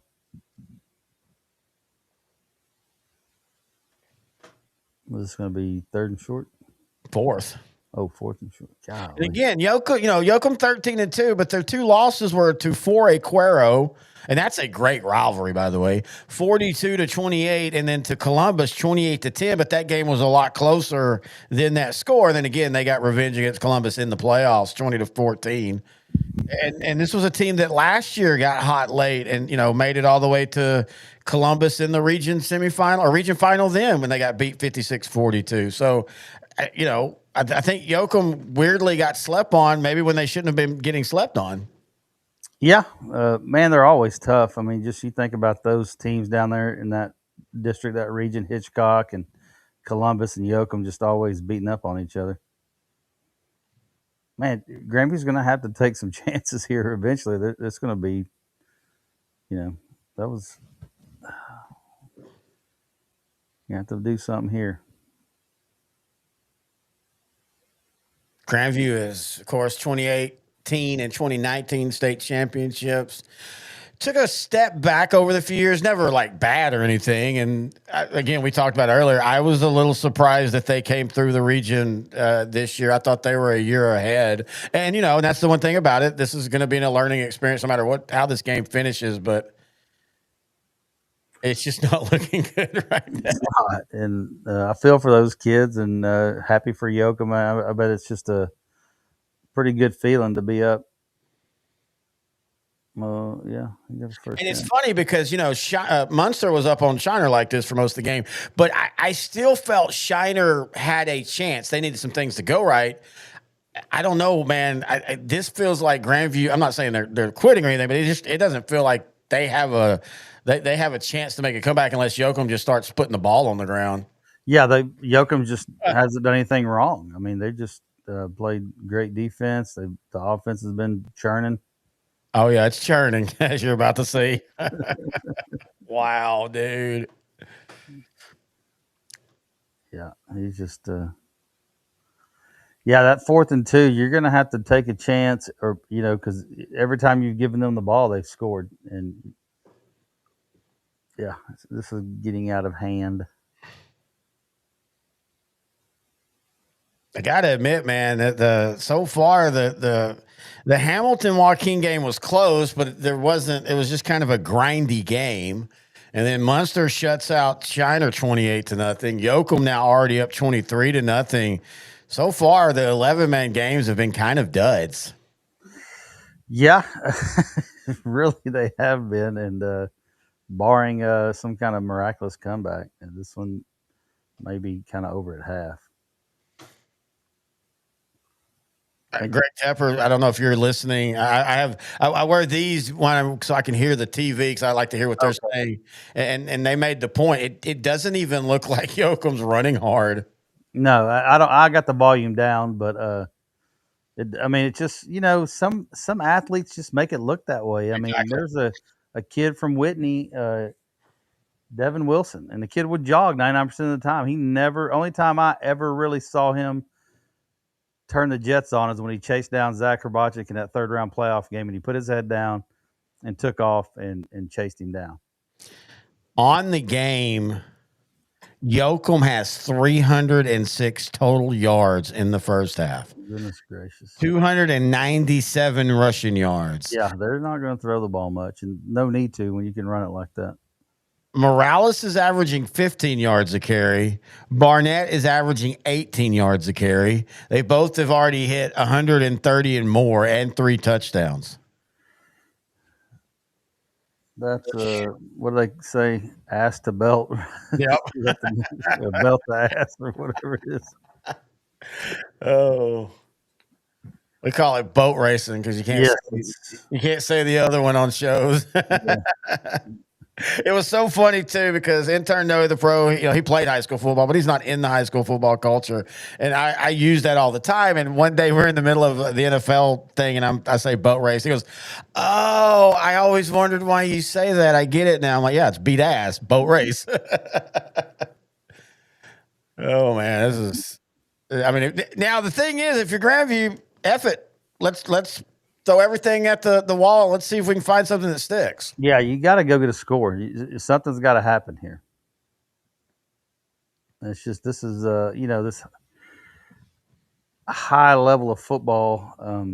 It takes a lot to get here. You got to have you got to work hard. I mean, and I think honestly, these state championship games for you to get there, it started for a lot of teams. As soon as their last, today or you build all year up to this, and I hate to see it. Just your hopes are gone in the first half, but they're going to have to do something here.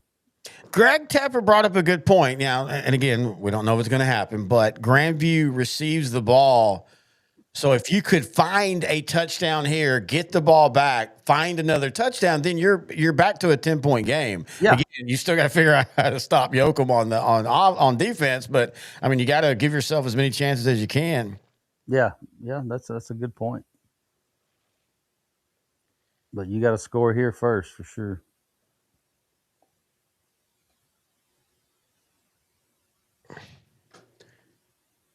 Man, the helmet paint on the. I'm like you, man. Like y'all don't restripe at least at some point. I guess you just have to go. Shiner had a bunch of players with their logo off. Oh man, Hubbard. Dude, Hubbard was about to score a touchdown and lost his footing.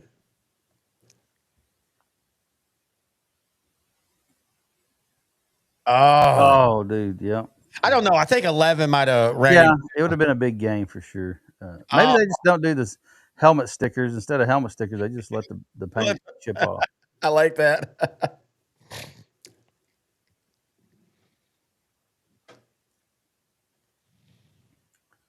Yeah, he just stubbed his toe there on the.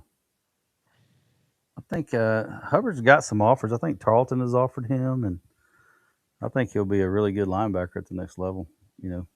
A school that size. Trying to look that up right now. He's a grown man for sure. Him and Mason Landers, both of them look like they could go to the mill, the lumber yard, and load you up. The funniest thing is the first time I ever said that, we were down watching Needville play West Columbia. West Columbia runs slot T. They don't throw the ball a lot. It was Cam Ward. That's the first time I ever said that because Cam Ward in high school already looked like he was smoking 2 packs a day. And when I mean that, he's mature and he's big and he's not – a ball's out. I think they're going to call that down. He was big, but he hadn't really hit weight room big yet, so he was just burly. And it was so funny to see where Cam Ward is now. Of course, the number 1 pick in the NFL, throwing the ball when in high school he basically averaged 6. Oh, that's a fumble. That's a fumble. Yeah. Well, I'll tell you, and this is going way back, but we played summer ball, baseball. Craig Horn, Axel coach, is on our team. He was from Hubbard's. Some dudes from Hubbard, Whitney, Covington. We went down to Rockdale or Elgin and played in a tournament. And they had this dude named John Robinson, Rockdale did, and the dude rolls up to a summer league, kind of a travel ball tournament, smoking a cigar. He was like 6'2", 6'3", and he was starting pitching for him, but he was limping. And one of their guys said that he was at a house party and he walked over a bonfire or something. He burned his feet. And that guy was in Dave Campbell's. I looked him up. He was a pretty good little football player, baseball player, but he was a giant, man. And yeah, he looked like a grown man. We were all scared to death of him. So Grandview just did something genius in a game they're struggling. The guy fumbled the ball, and if they'd have reviewed it, Yoakum got it. Grandview rushed to the line and ran a play before they could call for a review. So Grandview, if they can end up scoring on this drive, brilliant move by the coach to understand, even if you don't get the first down because it's about to be fourth down, snap the ball before they can call the play and review it. Yeah, that was. I guess I missed it. I was too busy telling my 30-year-old story, but that's a smart play. I mean, we're at the point in the game where I think that's all we have left are 30-year-old stories. Yeah, if you're from Rockdale and your name's John Robinson or Johnson or something. Oh, man. You were a grown man when you were 17 years old for sure. Trying to think of who that was. Torrey Lachlan. That was the name of that Rockdale quarterback. Yep. Yeah, I think he went to Kansas. I don't know if he stuck there or if he transferred out. I thought he got some playing time. I think I saw him play a little bit up there. Yeah, he was a running back at Kansas. Let's see, did he ever really get any game? Yeah, at one point he had 62 carries, 198 yards, and 3 touchdowns. Yeah, he was a tremendous 3A quarterback for sure. Hard to go down, hard to tackle. He had a solid college career. He never had like a breakout, but I mean, he had 5 receiving touchdowns, 3 rushing touchdowns in his career. Yeah, Brock jumped out early on that game, but it didn't feel fluky. But you kind of felt, okay, if Rockdale will find their footing, they're going to end up winning that game. And they ended up not only coming back, but ended up winning by like two or 3 touchdowns. Yeah, it was a great comeback. And I think kind of the momentum shift was I thought it was a trick play or something by Rockdale. Some kind of throwback, and they hit the speedy kid that went to Oklahoma. I forgot his name, but I thought wow. I actually didn't remember this. They were down 21-0 and then scored 45 straight points. Yeah, that was a fun game to watch. I remember their unis. I think they had that chrome helmet. That was the cool look.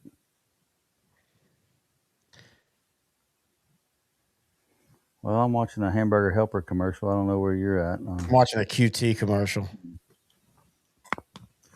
Yeah, kind of surprising. I thought that Grandview would come out and do a little bit offensively, but man, and we've talked about it, that defensive line for Yoakum is just getting it done for sure. Linebackers are tackling well. And now it's stuck on QT. Oh, there we go. So big 4th down and 2 here for Grandview with 2 minutes left in the first half.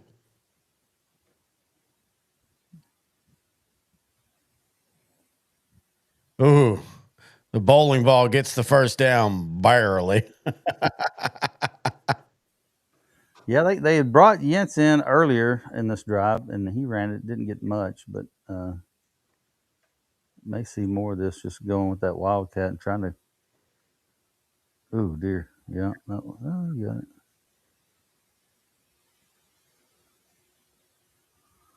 Yeah, that dude's a load.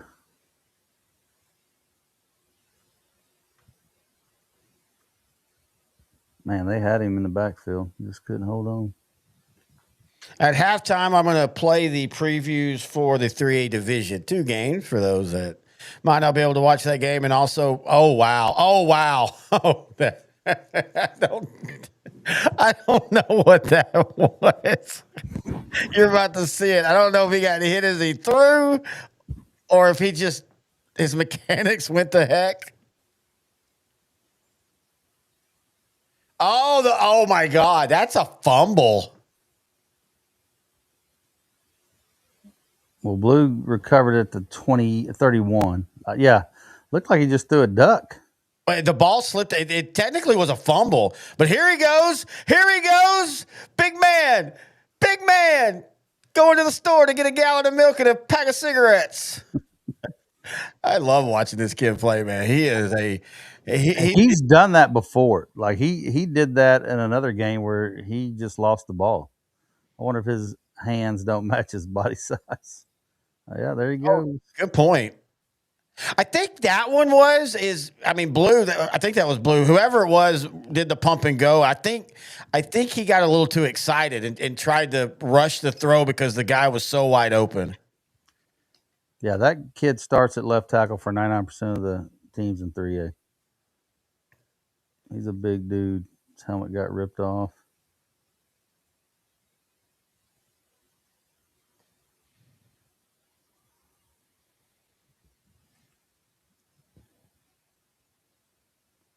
I mean, he's like the Cam Scatabo of 3A football. Peanut Scatabo. He eats CTE for breakfast. They're giving the rushing yards for the season. Of course, Dominguez 1,300, Blue Hubbard 891, and then Landers 711 with 14 touchdowns. Yeah, he just really kind of came on in the playoffs, man. He always thought he was a good quarterback, but man, he's really turned it up to another level. I mean, he has this Tim Tebow quality about him. Yeah, he's a gamer for sure. Now, I think what they just did, you'll see. I know that they got 50 seconds left. I think what Grandview has got to do in the first half is run at Yoakum. Quit trying to go with screens. Quit trying to do slow developing plays and just run at the middle of that defense.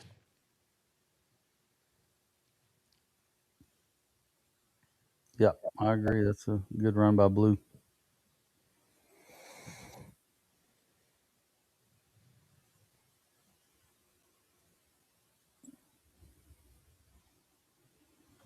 And my app there it goes. They just made up a good point, though. Tepper did, I know it sounds crazy because there's less than 40 seconds left, but you don't want to give them even 20 seconds left in the half with how Yoakum is so far. I agree 100%. Yeah, they need to score here. This is big. First and goal, 30 seconds. They got 2 timeouts. I think my thing glitched and we've caught up together. Who called this one? Yoakum? Looks like Yoakum called it. Yeah, Yoakum did. Wanted to.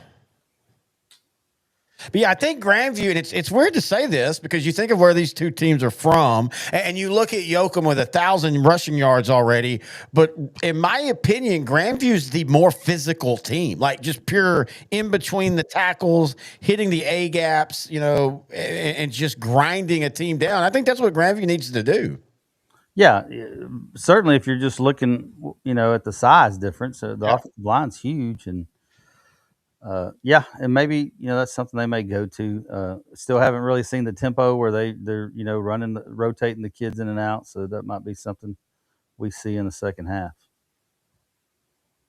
And we talked about it last week or last night about the trick plays. Grandview, Commerce was lined up, was going to tie the game, right? And they lined up to kick the extra point, and then they called timeout and said, no, let's go for 2. And then they lined up, and then Ebner called his timeout just to see what they would do. And so they were just an extra point away from going to overtime against Commerce, and could have been a different deal, but of course it didn't go that way.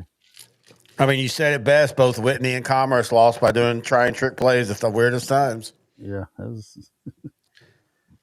that's that night that all those games were delayed, and I got home at 1:00, and Grandview was still playing, so I turned it on and watched it live, and I was like, I can't believe that. That's crazy. Well, Grandview's making it a game. Yeah. 24-7 now. The scoreboard's now ahead of me completely because of the app glitch, which is perfectly fine. But it's funny because Grant said Yoakum would win by 21, and barring them running, well, I better not say anything with 25 seconds left, but barring Yoakum scoring, it's going to be a 21-point deficit. But I will say, it feels like Grandview's found something on this drive. Yeah, they just need to find something on defense, or they're just going to spin their wheels. Coach Yentz, the oldest coach, the daddy, he's still on staff. So you got father, son coaching, and little brother is on the field. Yeah, it's. I wonder, China Springs head coach, who was the son of a father, he just got relieved of his duties. That kind of not surprised me, but I guess I was a little surprised by that. Yeah, and then I think I think you'll have plenty of. I mean, you'll have some outstanding applicants for that job, but they are moving up to 4A D1. Yeah.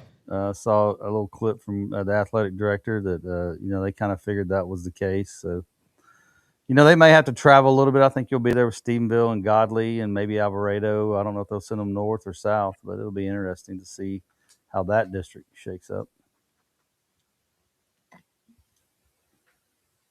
But I think you got a good core with Godley's moving up, Godley, Stephenville, China Spring there. China Spring can compete in 4A Division One. There's not much. I mean, Stephenville, but I mean, it's not. This is the first time Stephenville's been here in 4 years, and they had good but not great years in between. I mean, Stephenville's not one of those teams like Carthage that's in the state championship every year. So I mean, China Spring can compete. Yeah, and I think that first state championship a couple years ago, that was 4A D1 with the Major. I forgot the quarterback's name. Right?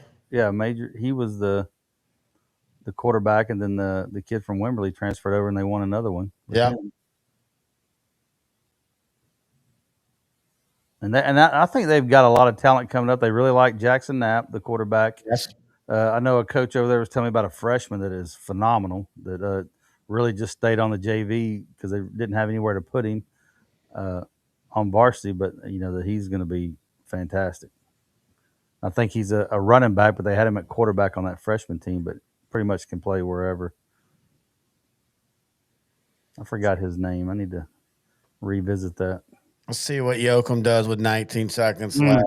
Missed a tackle. Yep. Hey, you're ahead of me now. Well, good.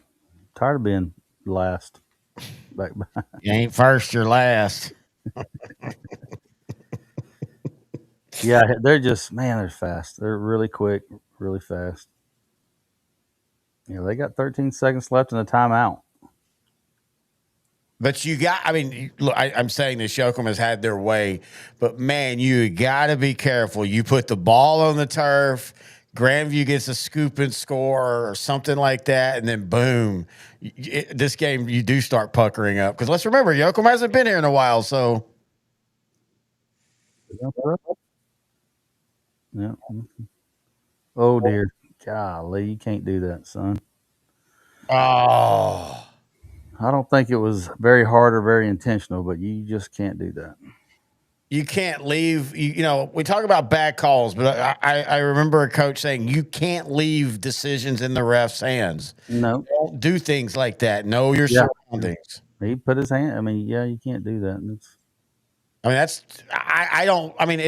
It's not ticky-tack. It's a call by the letter of the law, but you just can't do it. You cannot allow them to do that. And now and I know there's only 6 seconds left, but my God, Yoakum has been averaging 27 yards a play, basically. Yeah. And they looks like they got a kicker too. So if you can get a big chunk here and get out of bounds.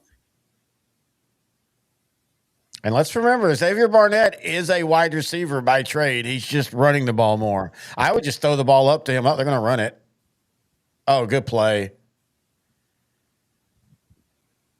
What do they do here? Oh, he didn't call a timeout? Surely he tried to call timeout. I mean, he's looking like they called a timeout. I thought there was 2 seconds left when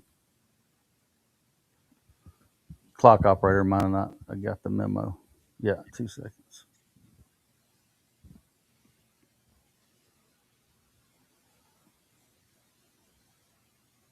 Yeah, mine. I guess we're getting more people on tonight because my app keeps crashing. Mine's been doing well. The last 2 nights or 2 days, it's taken a while to load. Like you would click on the game, join live, and it just sits there and. I imagine the Kilgore Stephenville, and then of course the 6A games. There'll be some app crashing going across. Yeah. I am so excited for Kilgore Stephenville tomorrow. That'll be a good one. Yeah, I went with Stephenville, and we talked about it yesterday. with the was it Net SN? Who did you have on? Brett from NETSN. Yeah, NETSN. Yeah, Yeah. Brett with them. They broadcast a lot of baseball games that Whitney was in last year. They do a pretty good job. Oh yeah, Brett and them. That's what they do is broadcast football, basketball, baseball, softball, everything. Oh, Yoakum had Barnett open, but the got hit as he throws. All right, we're going to take an extended halftime. I'm going to see if Grant's going to come in. He might join us, but we're going to run a couple commercials and we'll run Kevin's numbers and we'll be back here in a little bit. Halftime, Yoakum 24-7, but Grandview might have found a little flow.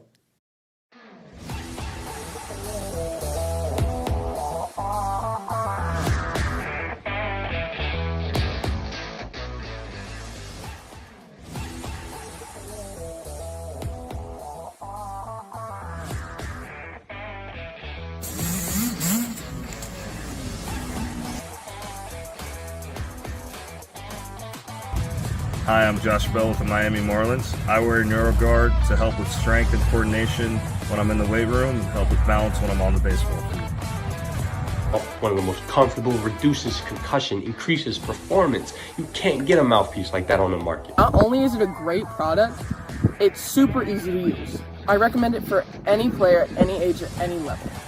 Thank you guys so much, and go check out NeuroGuard Plus. We got Grant joining us now, so I wanted to go ahead and get out of the commercial. How you doing, buddy? Doing well. How about yourself? Tried to tell you, man. Yoakum was going to win by 21, and you wouldn't listen to me. You and Coach X both told me, and I just didn't want to listen. Great call, but I will say this: it feels like Grandview finally found something on that last drive, going for 75 yards. Kenny Heath has been in the game with me. I think he stepped away for a minute. I feel like if Grandview will start running at Yoakum and quit trying to do screens and slow developing plays, they can score. But they've got to figure something out defensively. Yeah, I don't know that they necessarily found anything. I think just their Grandview's size might be starting to wear a little bit on that Yoakum defense because you can look across the board. Grandview's got quite a bit more size, both up front and in the skill positions. They're just a little bit bigger, and I think that's starting to show right now. Now I'm with you right now on defense. They gotta wrap up. That quarterback Morales, he's killing them right now. And Barnett, when they run him out of Wildcat, they just when they get their hands on him, they have got to done a real good job of containment and tackling. No, and again, the worst thing that happened was getting down so far, because even though they could wear Yoakum down, it's a timing thing. Now, they get the ball to start the second half. That touchdown was so huge because if they can do it again, we're talking about a 10-point game, and then things get kind of dicey. And Kenny and I were referencing Brock versus Rockdale. You remember Brock jumped out 21-0 on that Rockdale team, and then Rockdale found their stroke and ended up winning going away. I'm not saying that's going to happen now, but I do think this game is still in play. Yeah, I think it is, as long as Grandview's defense just shores things up. Yeah, I think so. I think they will be able to move the ball. I don't think they're going to break any big plays. I don't think they have the speed to outrun Yoakum on the edges, but I think they can pound it and get some yards that way. But again, it just goes back to their defense. Can they slow down Yoakum and keep them contained and just wrap up? I got to admit, man, unless this game turns, the first three games of the 11-mans have not been duds, but they've been underwhelming. Yeah, they have. Last night, again, was a little bit shocking to see what Hamilton did, to Joaquin. So that was a little bit competitive, but it wasn't, the slobber knocker we thought it was going to be. This one has the potential. I hope it is. We don't want two duds today, right? Yeah. So maybe we'll get a great second half here, and then that'll set us up a nice appetizer for the feast of the Newton and Wall tonight. Man, we've been having fun talking about Grandview's quarterback. You and I always use this joke. It looks like after the game, he's got to go work 12 hours at the mill. Yeah, I was telling Kevin when he took his helmet off, I was like, oh my God, it looks like he belongs working out in the old patch with Brett. we were even saying he needs Neil because he's got 2 kids to feed. Right. I mean, he is fun to watch, though. Everything Oh, he does is so. And he can move. You think he's going to be slow, but you saw in that last run right there, he can move. How many hot dogs are you up to now? Man, I'm probably about 8 right now, and they gave the city of Arlington came around with 2 new free food vouchers, so I can't let those go unspent. No. I'm not hungry, but I got to eat more. I feel like that's the motto for your season this year. I ain't hungry, but I've got to eat more. Now, I will remind you when you email me Monday being like, dude, I don't feel good. It's self-inflicted. All right, man. Well, enjoy the second half, and we'll talk to you next halftime. You too. All right, see ya. All right, now that Grant is out, we will take an extended break and we will play a little bit of the 3A Division II preview. All right, we are back here on the pregame show, and this is a legitimate first. We have Grant Goodwin, we have me, and we have Coach X live here on our pregame shows this year. Thanks for being here, Coach X. Hey, man, you guys asked me to do this, and, after some solid convincing, I finally agreed to it. But, I'm a busy man. I can't Did just you ask him? No, I really didn't. I didn't ask him. How the hell did you get on here? I got 17 emails and 4 texts about we need you, we need you, we need you. And I said, finally, after a while, I said, okay, I'll give in. We need Lindell Eagle fan to watch the show, and we know you rage bait him. Playoff tree. Wait, who's that? Who y'all talking about? The Lindell fan on Smokey that absolutely hates Coach Jackson. He hates me, and you know what? It's like Adam Sandler. Not a brother in arms. Like, shut up. Like Adam Sandler said in Wedding Singer, yeah, well, I have a microphone and you don't, Eagle fan, so you will listen to every word that I have to say. Hey, man, real quick, Coach X, how's Snickers doing? Snickers, the dog that I rehomed to you during the Christmas party last year? Yeah, I sold him. No, okay. Hey, what? I had left the Christmas party, I guess, at this point. What are y'all talking about? I thought... I think he's making that up. Who the hell did I give Snickers to? I don't know. Okay. Somebody was hungry, I guess. I don't know.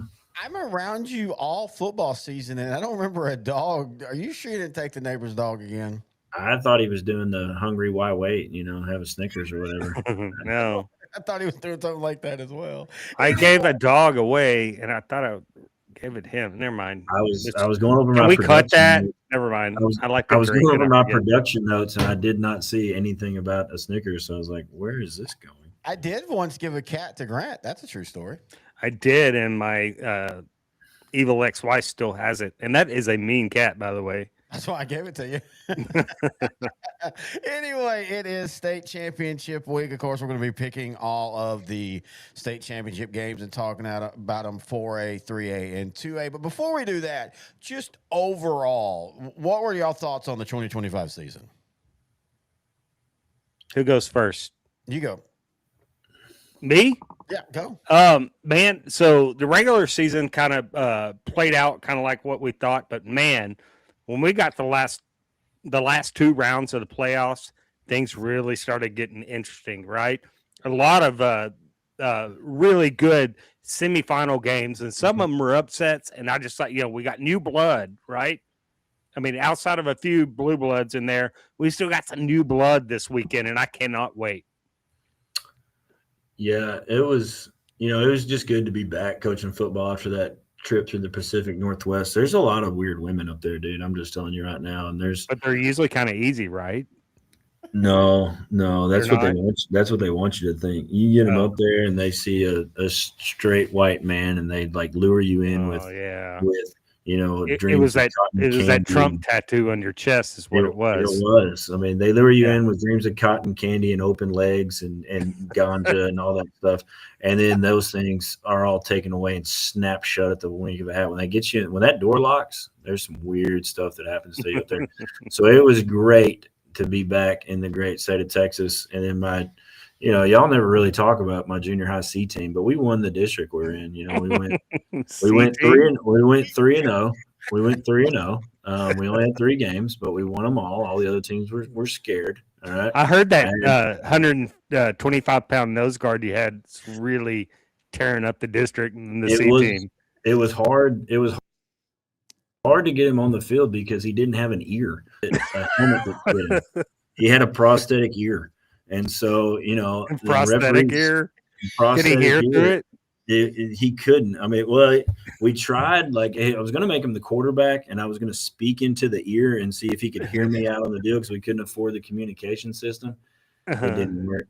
It didn't work. Y'all don't have the Apple iWatches on the C team.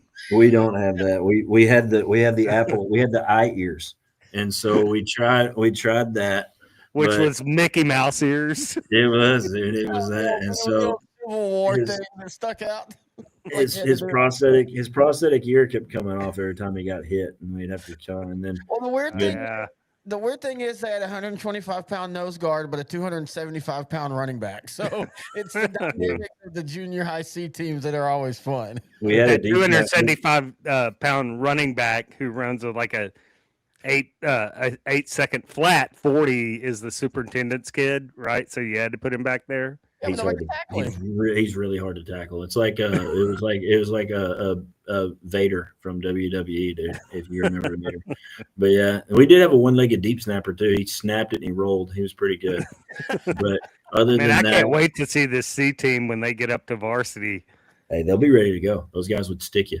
All right. Oh man, can you get us sideline credentials to see one of y'all's games? We play on Thursdays. We usually kick off around 4, so it's going to probably be tough for y'all to get here. But we'll figure or figure it out. No, it's the seat. The varsity. Okay. But when they make it to varsity, will you get us sideline passes so we can come see these guys? We'll do that. The varsity C team. We'll do that.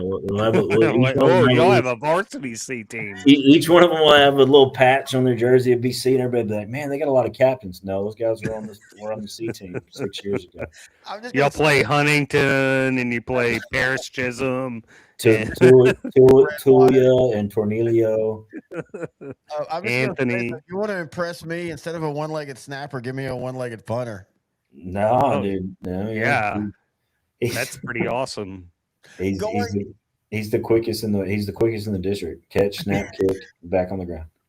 Going back to the season, Grant and I, and of course, Coach X talking with us in text and stuff, we talked about outside of 4A, 3A and down, it felt like this was going to be a year of change. Now, in saying that, we do have Munster and Shiner. That's a rematch. But I think that's a rematch everybody's kind of curious to see about. But when you look at Hamilton versus Joaquin, and then especially 3A Division I, and of course, we'll get into the actual state championship when we pick that one. But just 3A Division I was the most interesting because you had so many powerhouses. And yet, at the end of the day, Yoakum is one of the teams that just kind of survived maybe the toughest region. Yeah, for sure. I mean, Yoakum Region 3 in 3A Division I is a monster. I mean, Franklin, Columbus, Hitchcock. I mean, even the bad teams are good. I mean, yeah, they kind of cannibalized each other, right? Yeah, especially when you got to, and throw in Hardin in there, right? Who's very young. But it's a very dangerous team. And then you got that with Franklin, Columbus, and all. I mean, geez, man, how do you handle that? You get the heavy hitters, and then you got the ones that are like middle of the road in that region. But if you put them in a different region, they're probably, maybe playing in the 4th round of the playoffs. And like you said, in Hardin and Little River Academy and those guys like that. I mean, hell, you survive that gauntlet. Are you even able to play in the state championship game? I mean, you might just be the walking wounded going in. So, I mean, that might have happened a little bit with Columbus losing to Yoakum a little bit, right? They left it all on the field against Franklin. Not Right. saying Yoakum, wasn't the better team, because obviously they are, but Columbus just let a lot of their guts on the field against Franklin. Yeah, I mean, one of their starting linebackers was out for that Yoakum game because of the Franklin game. Yeah. I mean, and then just the emotional high of, you played that level because, I knew Yoakum would make it that far, but you guys kept building up Columbus and Franklin about that it was the state championship game. But I mean, I don't think I missed but maybe 2 picks all playoffs. So, I mean, you have that, that game was built up as a state championship game by sideline to sideline, and those 2 guys other than Coach X. So, I mean, those kids go from that to, to the I almost missed win the state championship. I almost missed my my Joaquin over Refugio pick. I was close to losing that. I thought there for a while that Refugio was going to win that game, and I was like, I'm going to look like an idiot. I mean, I picked Joaquin like nobody else. Yeah, did. me too. Me too. I think we I even don't discussed think that. there was a whole lot of people in the state who didn't think Joaquin would beat Refugio. I mean, come Just on. you and I, really, to be honest with really, you. it's Joaquin. Terry picked Refugio by like 35 or something like that. What an idiot! I know. Yeah, I know. It's all right. Man, he's still learning. He's only been in this for 35 years. I've been so reading. he'll get it. Just like Grant's parents reading how to, teach a retarded kid. I've been reading how to ball. How to ball. I'm just trying to figure it out. But it is funny though that 2A Division I. Wait, did you just bring up the book that I found in my parents' house? That's become such a thread this year. Everybody talks about they legitimately on our Discord, which if you join our Patreon, you can see on Spooky Messages. Everybody thinks that's a joke, like you're just making that up, but that's a real thing. No, I have the picture of the damn book. Yes, he does. Which I will confront my parents once again at Christmas. But anyway, going back to 2A Division I, and we're not going to talk realignment now, but in saying this, it is crazy that this is a division that's getting 2 first-time state finalist teams, and then when the numbers came out today, Munster and Shiner are moving up to 2A Division I, and it kind of feels like we're going to get a repeat of what we're having in 2A Division II and 2A Division I next year. Oh yeah, there's a good possibility of that. I mean, that's a great game. Just the square-headedness of that game. Shiner versus Munster. I mean, the beer Bohemia makers, Bowl, right? Yeah, the beer makers versus the cheese makers. I mean, come on, dude. Come on, throw on some lederhosen, put on a feather hat, and start freaking doing some polka dance. We saw at the end of this game last year when Munster outlasted Shiner in a great game. Everybody looked at each other in the press box at AT&T Stadium and saw what both teams had coming back and saying, we're going to see this game again next year. And lo and behold, here we are. But the crazy thing is, yes, but then that still was one of the toughest divisions in the divisions that all around. I mean, you look at just what Munster had to do to get through to Region 2 and then to survive Groover, which, man, Groover did everything right in that game. Even Coach Carney said it, and you'll hear it on the pregame for that one. Groover outplayed Munster, but, I mean, Munster has that championship pedigree. Well, I was talking to a guy from Munster at the Gunner Wall game.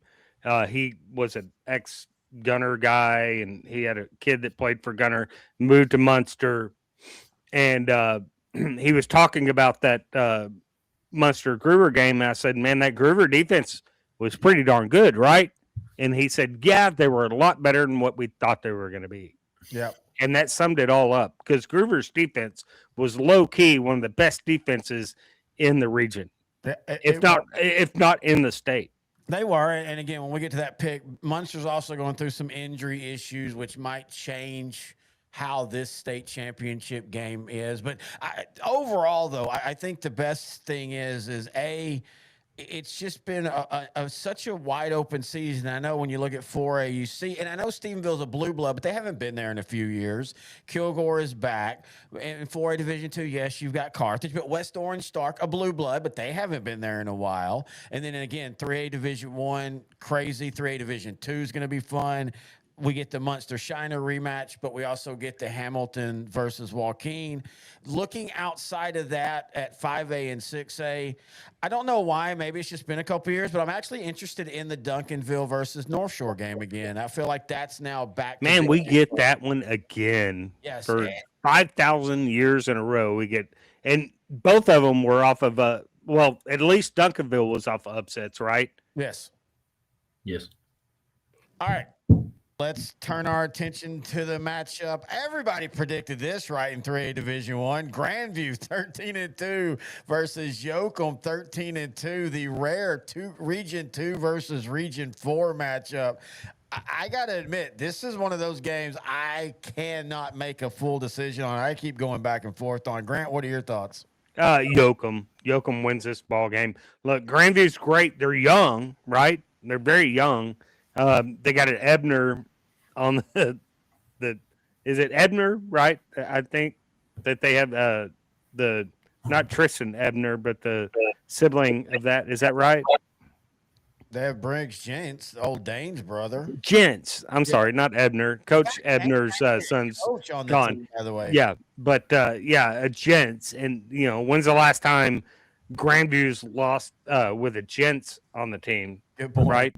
But that being said, I think Yoakum, man, their defense is just getting just so much better throughout the year. And offensively, I don't know. I just like Yoakum in this game. Coach X? I just wondering, like, Grant, drink another one, man. I mean, come on, dude. You're forgetting kids' names. I'm thinking like Ebner, Gents, the same. It's close. It really is. I'm pretty sure the Ebner kid, Anderson, like Tristan Ebner. No, the Tristan Ebner. No, was that? Oh, that was it. Well, the head coach of Grandview is Ryan Ebner. Is that what you're Ryan thinking? Ebner, but they had an Ebner. He's out of eligibility. Ryan's son. But I'm thinking of Gents. Ryan's son. Is that the terrible dude? Is Ryan's son the terrible sequel to Brian's song? Oh, that's gotta be a bad one, dude. I mean, How we turning into the Pat McAfee show all of a sudden with Coach X being McAfee? Coach X. this isn't the Pat McAfee show. Were What you the hell? No. of the show, Grant? This is the McAfee antivirus show. I thought I was going on the Joe Rogan Experience when I clicked on this link, but whatever. Oh, you want me Who to are show we you my talking weenie? about? You want me to show you my weenie on video? Wait, what? I do Oh, not. that's Howard Stern. Never mind. Hey, Grant's just in a weird spot there. I actually disagree with Grant. I like Grandview. Who wants to see my underwear? Come on. Nobody. I like Grandview in this game. The one thing you can't discount Grandview on is they definitely have the cooler helmets. So definitely. I mean, They do. That's worth a touchdown. But I see them in the NFL every day. I mean, Cincinnati. Play every Seen day, it. Grant. If it's in the NFL, it's just sterile. Yoakum's going to.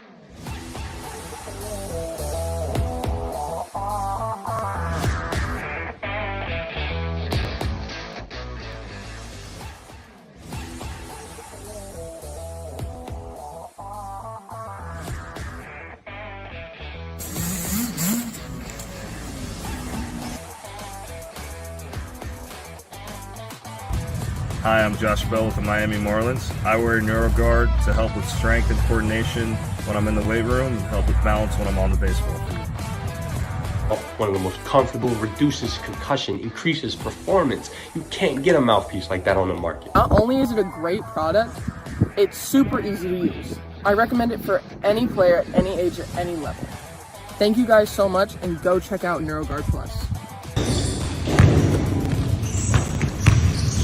NeuroGuard mouthpiece makes it easier to breathe while playing basketball. The unique design is not as bulky as any other mouthpiece and makes you feel safe in concussions. NeuroGuard. They control my breathing while I'm riding.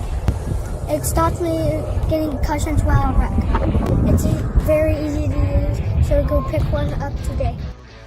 I'm still doing stunts. And with concussions I've got, I feel much safer with that. I'm doing, like I said, I'm doing a whole lot better in the gym. So NeuroGuard Plus, once this one wears out, you've got a customer for life, because I'm telling you people, NeuroGuard Plus is the way to go, and me, Mark Ash, says so.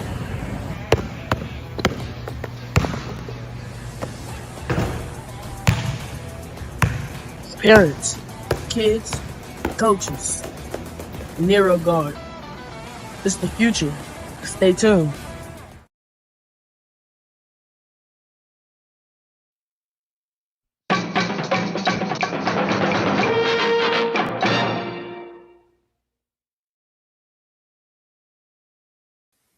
All right, we are back here for the second half of Yoakum and Grandview.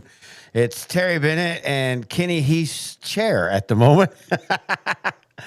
As Yoakum dominated that first half, but Grandview got a touchdown late. They received the ball to begin the second half. So, I mean, this is one of those spots where, man, you get a touchdown here and you cut it back to a 10-point game. You start Yoakum maybe having a little bit of a pucker moment where, okay, we thought we were in control. And it's kind of funny. And I talked with Grant about it at halftime. Of course, he's at the studio or at the game. You know, Kenny and I had talked about that Brock-Rockdale game of 2019, I think it was, where Brock jumped out 21-0. It looked like they were going to cruise. And then Rockdale 45 straight unanswered points, end up winning 45-29. I'm not saying that's going to happen now by any stretch. I'm just saying, as dominant as Yoakum has been, this game is far from over, but this drive is going to go a long way in deciding it.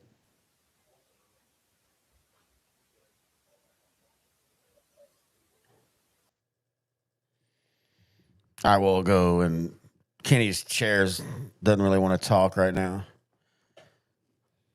Studio dog in the studio with me right now, sitting here watching the game. The burly beagle that is Abby. All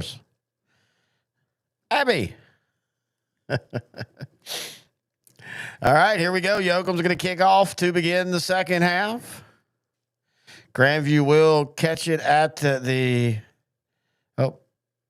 fair count. And there he is. Hey. Welcome back. We had to cut you off. Your chair is very racist, man. It was saying some good things. You know, Grant, we had Grant on at halftime, and we were joking about his 21-point thing. But, I mean, he agreed with us. If Grandview's got to figure out defensively what to do. But offensively, if Grandview will just run at Yoakum and stop trying to stretch, left to right and just go north and south, I think you're going to see them have continued success. Yeah, but they're going to have to get a stop eventually. Somehow. Yeah, and then on the first play, they try the option to the side, and it goes nowhere. Yeah, need to run it down their throat. They've got the size. They've got the big backs to do that. Yeah. Good job by that end right there. Yeah, I don't think that's a bad call. They've had success with that little option play, but looks like Yoakum probably made some halftime adjustments. Stay at home. Oh, man. Just like the first half, this drive is starting off terrible. You lose a yard, now you have a false start. And now with it being 2nd and 16, I don't know if you can really just go, okay, let's run at them. Yeah. Oh, not ideal for sure. Let's see what they do here. 2nd down and 16, first drive of the second half for either team.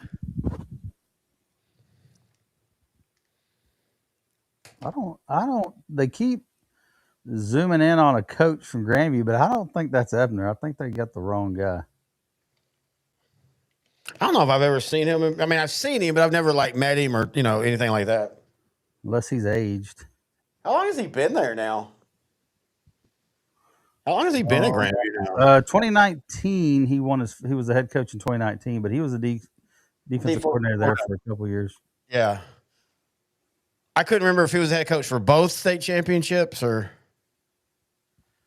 Oh, big. No, Brad West was there in 2018. That's right. He was there for 2 years after Walraven left. And, even before when Walraven left, there was a big group of Grandview folks that wanted Ebner to get the job, and he didn't get it. And they kind of aggravated him. But, he did take him to Kemp beat him the year before in the region finals or the state semifinals. One of the most weirdest eras ever was the 2 years that Kemp had that great linebacker and quarterback. And just how good they were. Oh, wow. Wow. All right. I'm behind you again, so I have no idea what just happened. Let's just say the nails have come out. The coffin's about. Oh, yeah. 1st and 10. And bad snap, ball's on the ground. Yeah, that just can't happen. But yeah, that 2-year run Kemp had, man, I love it for them. When I first started, my first job in radio, because I worked with Commerce Radio, but that was interning for college. I worked for a Canton radio station, and part of what they did is he had a website called Lone Star Teams, and this is he was very forward thinking. He was a little bit ahead of his time, because this is 2003 and 2004. And we were doing coaches shows online, kind of what I do now. And Kemp was one of the teams we covered, and Kemp is historically bad. Like, they have just never been good. And then they had this 2.5-year window where all of a sudden they got really good. They made it to, I think, the state semifinals, and then they went back to being bad again. Yeah, it's kind of, like you said, kind of weird, that two-year window they had that kind of surprised everybody. I think everybody was surprised when Grandview got that far and Kemp got that far, because they played at AT&T, or it wasn't a Star. They played I thought they played at AT&T. Well, back then AT&T was open more for regular, the regular weekend. And I kind of glad, and I know it's not on purpose, but I kind of am glad how they've stopped doing other playoff games there and making the state championship that much more special. Yeah, I think that's a good idea. Let's see. That was 2017 is when they went 11-2 and beat Grandview. I was at Midlothian ISD. It was at Midlothian ISD. Okay. They beat them 13-10, and then Brock dismantled them in the state semifinal. But yeah, I remember that Kemp had a couple in that fourth quarter, had a couple key fourth down stops. Yeah, and Jentz was a freshman, and I think he got the starting job about halfway through the season, and kind of took him on a little run there.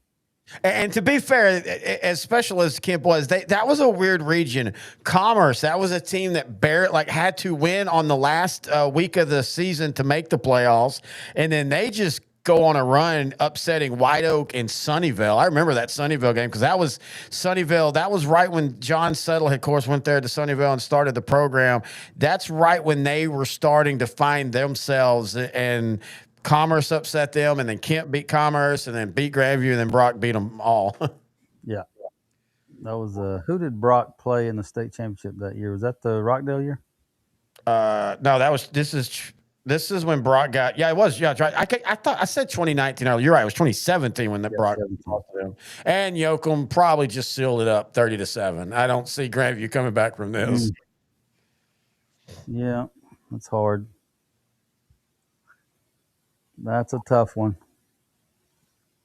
Yeah, number 11's a stud, man. That dude. Oh yeah, he's going to SMU. He's going to be a beast. He ran out of his shoe.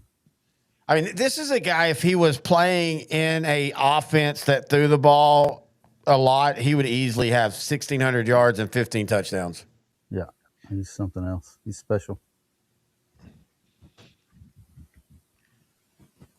Well, at least we got Wall and Newton. I hope that one's going to be a good one.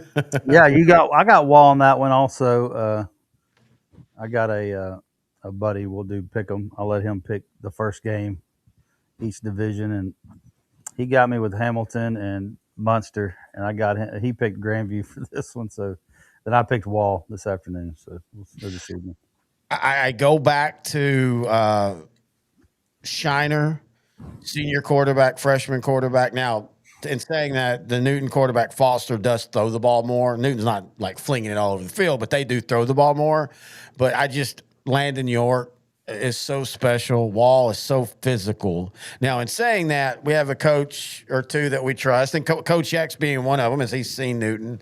Newton has always been known for their speed and athleticism, and their lines just kind of got in the way. They didn't necessarily mash. Well, they've got a big, young offensive line, and so they can mash. But I just think the physicality of Wall's defense should be too much. But then you kind of look at this game, and I could see Yoakum outrunning Wall because, but Wall's fast too now. They do well in track. So it's going to be an interesting match. I do think we're going to finally have a great game in that one.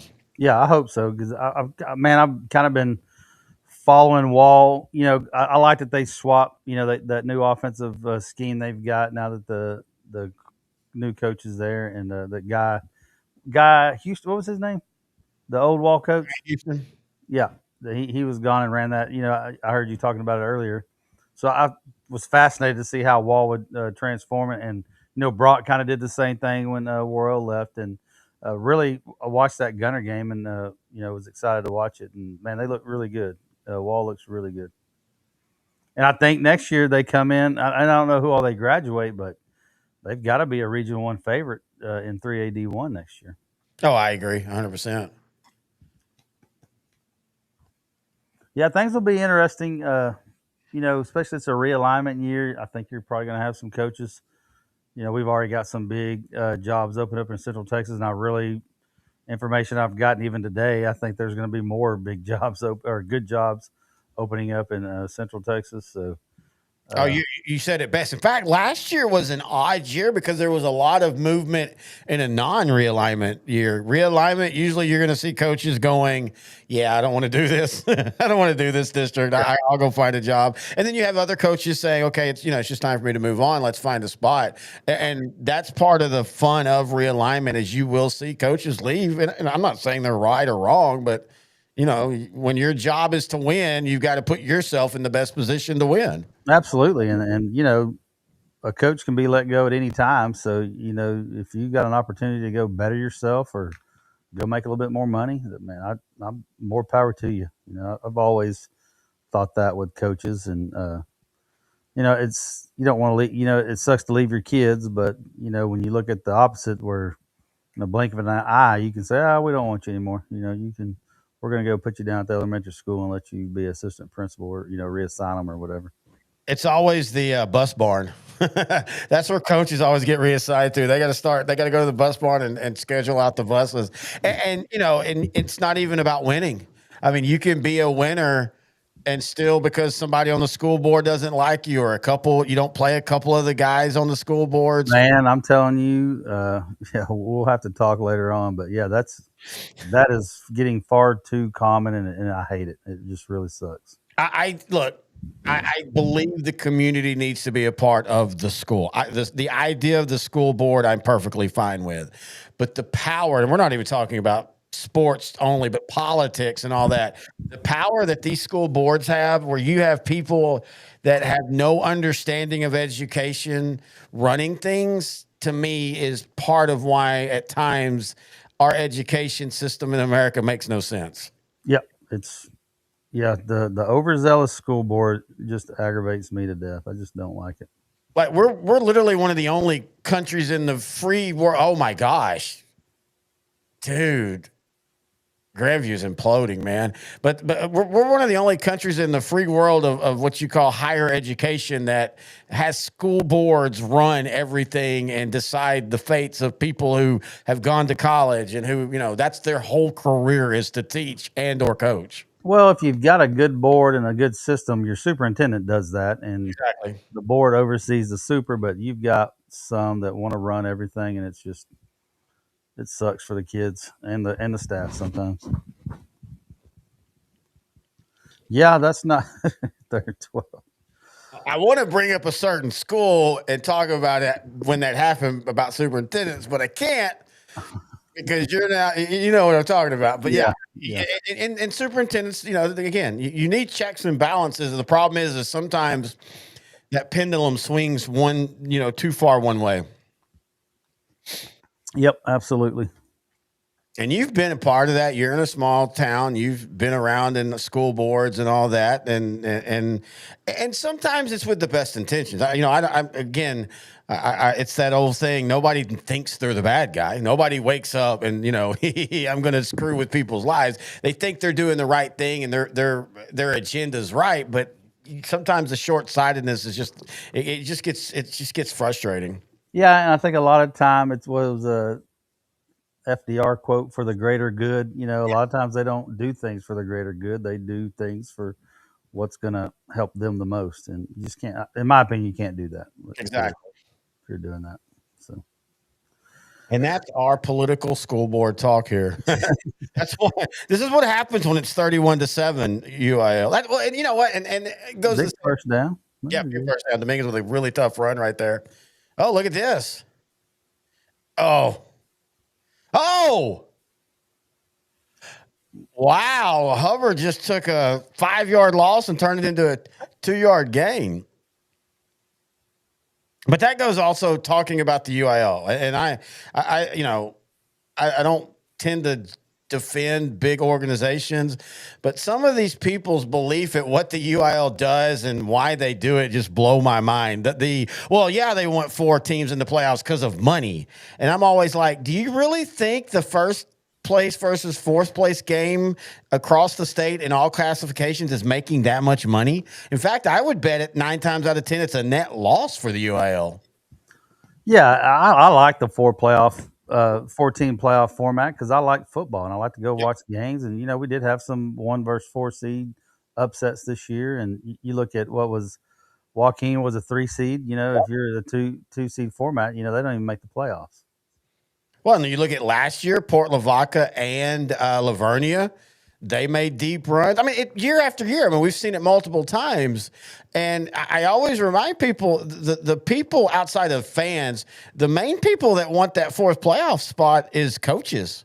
Yeah. Because you can be 6-4, but make the playoffs. And when you start getting, wow, dude. We have officially reached boat racing. No, they're going to return it to the house. It's the coaches, because if you're 6-4, but you can say, hey, yeah, I know I've been 6-4 the last 3 years, but we've made the playoffs every 3 years. That's something they can hang their hat and on their resume. Yeah, and it's just fun. I like it. It's more football, so I'm all for it. Yeah, I don't get people that are against that. I know a lot of it's old, That's the old dudes, yeah. The old heads that like that. It's we built a high school or a stadium here about 10 years ago, and the people that didn't like it, of course, they would say, well, we had to play on this and that. Well, Whitney had some of the worst football facilities in the state. I mean, the field was horrible, the locker rooms, it just was bad. And so glad that we got that passed. But man, it was just dudes saying, well, we played on that field if it's good enough for us. Well, man, that was 40 years ago, man. Grandview with a big defensive play. I mean, I guess I'm different. I played in this situation. I want the people after me to have better facility. Better. I don't want them to play on the same. Even if mine was good, I want theirs to be even better. I've never understood that. Again, that's just that weird. And as we get older, I've hit 50. I see people around me that used to not think that way, that they're starting to think that way. Yeah, well, if you like old stuff, go back to the old rotary phone and your old 67 pickup. I mean, things happen. Give me a 67 pickup. I will take one of those any day of the week. NETSM Brett says 2 blowouts today. Not what I expected. I agree. Yeah. Rat Madness said Yoakum B. Rat is really one of Yoakum's B team to play here in the second half. Well, they probably dressed their JV. You may see some different colored helmets or something come in later. Yeah, well, Grant hit it on the head. I mean, he thought it would be a blowout, and it was. Yeah, he called it. I mean, again, I got suckered into the offense that Grandview's done all year, especially though the last 6-7 weeks of the season. Yoakum at time gave up points, and again, I still contend that, Grandview's defense didn't allow their offense to ever establish themselves. But I think if you were to ask Ebner to redo that first half, you would see Grandview going more at Yoakum, because that is where they've had success, and that's where teams had success against Yoakum this year. Yeah, and if you're a Grandview fan, I mean, do you want to get blown out where there's just no doubt and you're done with it, or is it better to lose last second field goal or I could give you back-to-back years. Marshall, they lose to Ennis in a classic by 2 points. The game basically gets decided by a safety, and then when Marshall kicked off, the guy returned the touchdown. That's the difference, right? Lose that state championship game. The very next year, they lose to Highland Park, and what is still the worst state championship loss. Oh, wow. Man, that's just bad luck there. Lose 59-0 to Highland Park. I will tell you this. I would rather get blown out because it was over and you were done with by the second quarter. That losing, 28, I think it was 28-27 or 28-26 or something like that. That was such a gut punch, man. Yeah, because those close games, calling games for Whitney, man, I just didn't feel right. All the whole playoffs, every game was just, back and forth. Those blowouts, they're a little bit more easier later in the game to handle because you're not just wired up. But yeah, that was an unfortunate play for the Zebras. Golly, just got his hand on it and intercepted it. When it rains, it pours. Just nothing going the Zebras' way, and it's not. It's just because Yoakum's just playing so well, man, creating their own turnovers and creating their own luck and just outplaying the Zebras for sure.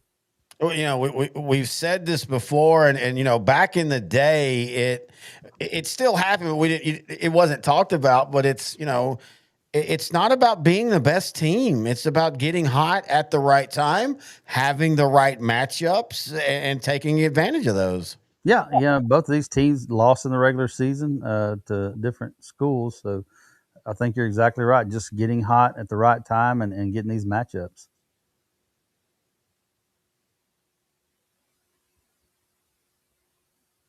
Oh man, we're gonna punch it in here.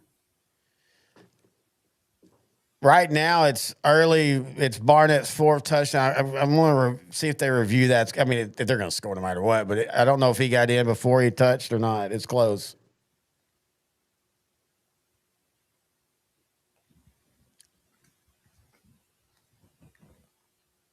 Oh, no, he stayed up. Man, that balance right there, dude.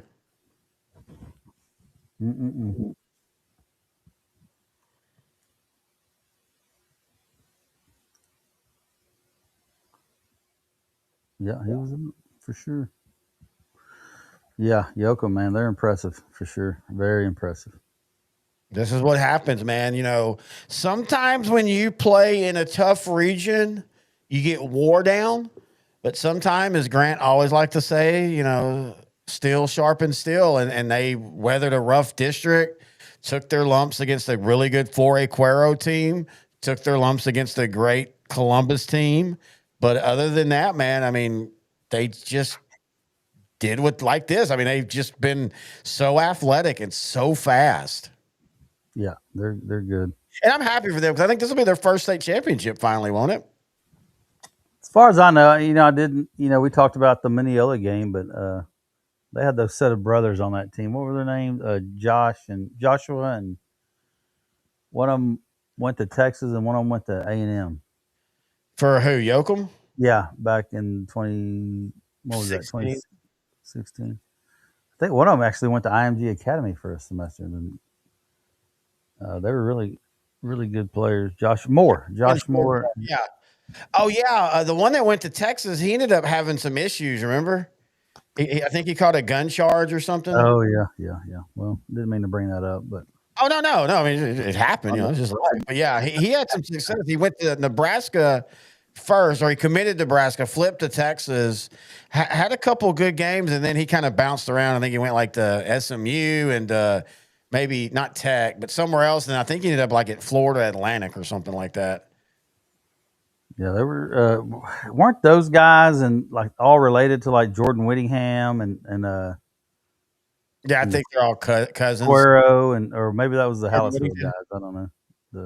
Yeah, because I mean, Cuero and like I said, Cuero and Yoakum have a long-standing rivalry, and it's a lot like the Kraut Bowl, Munster and Lindsay. I mean, it gets heated, but for the most part, it's cousins playing cousins. Mm-hmm. Yeah, it was 2018 when they. Oh wait. Oh, 2018. I didn't. That's when Grandview beat them. I totally forgot they played in 2018. Yeah, it was 2016. That's right, against Mineola. Mineola beat them 35-14. Breaking news. What? Josh Gregory has been named the new head football coach at China Spring. I was told that they thought that was going to happen. And where is he from? He was athletic director. And so they reassigned Beatty, and then Gregory's taken over as the head football coach. Where was he before that? He was down south because I know he applied at when Whitney hired Mark Bird. Josh Gregory had applied at Whitney. I thought he was at Georgetown or somewhere, like an OC or a quarterbacks coach down there. And then they hired him at China Spring to be the athletic director. And 13 minutes ago, the news broke. So is he going to stay on as athletic director too? Yeah, they did a little graphic and it says athletic director / head football coach. And their head girls basketball coach is going to be the assistant athletic director. Oh, he was at Cedar Ridge. Okay, Cedar Ridge, yeah. I wonder if he was there when Joe Willis and them were there and they won state. I mean, heck, that's been 20 years ago now. Yeah, so I have a coach. I'm not going to name him, but we've had that talk about, you're seeing more and more schools split the AD and the coaching.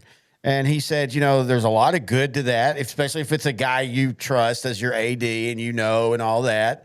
He can take a lot of the scheduling crap you don't want to deal with.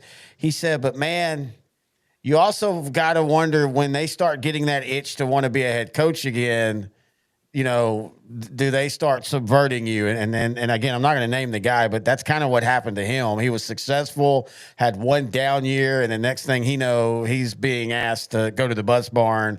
And the athletic director who had claimed, I don't want to coach again. I just want to sit back and, collect athletic director salary and do paperwork. He's now back as the head coach. And so that's why that whole splitting, I see the positives and the negatives in that.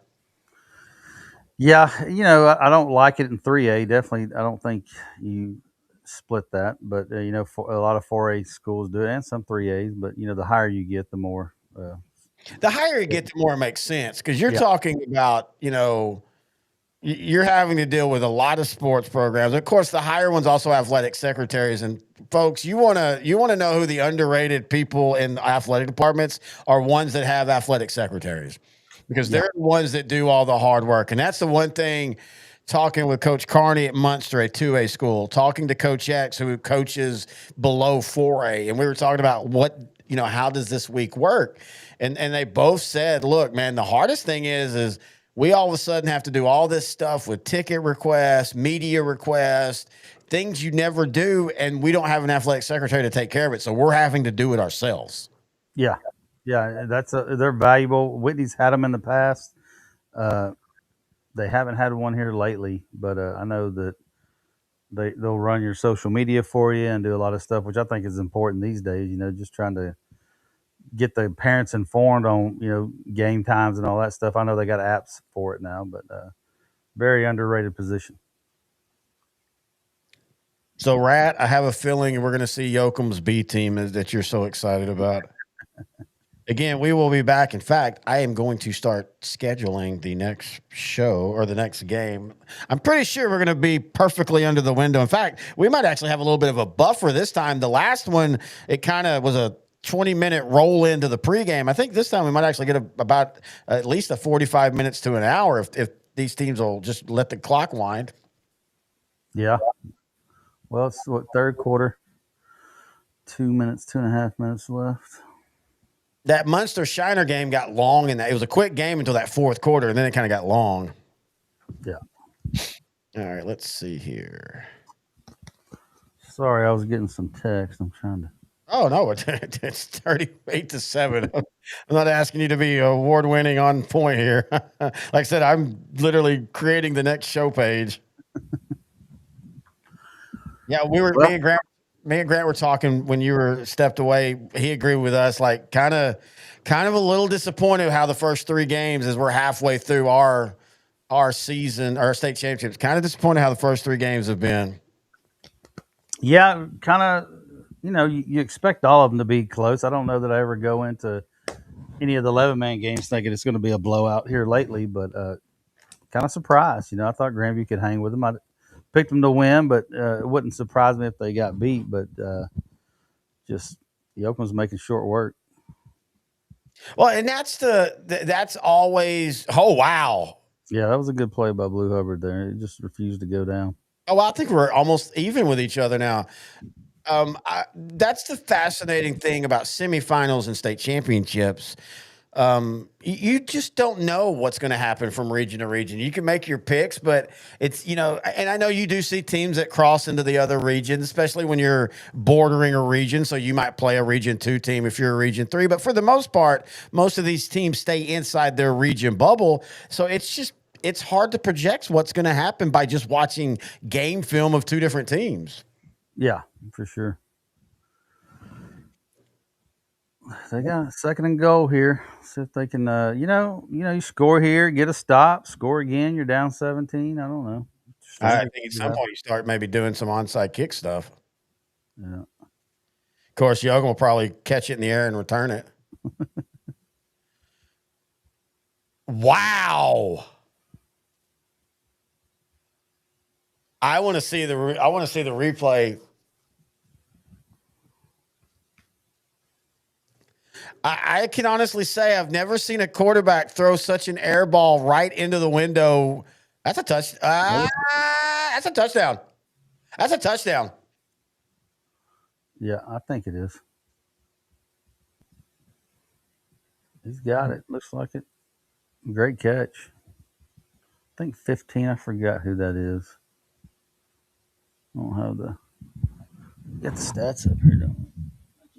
Oh, here, let me look. Slinker? I think Slinker's number 2 or 3. Cason's 1. Yeah, Slinkered. Slinkered? Okay, he's 15. If it was called a touchdown on the field, I don't know how you overturn it.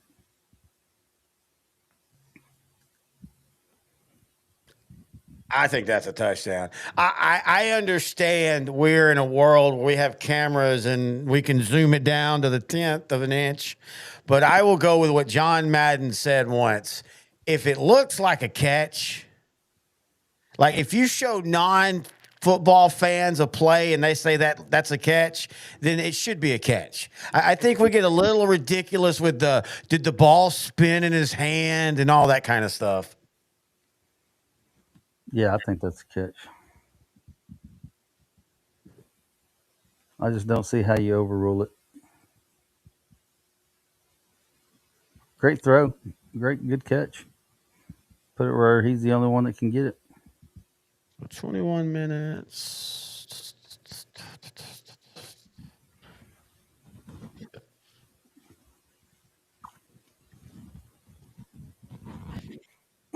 He's like, come on, man. Don't take away my touchdown in the state championship game.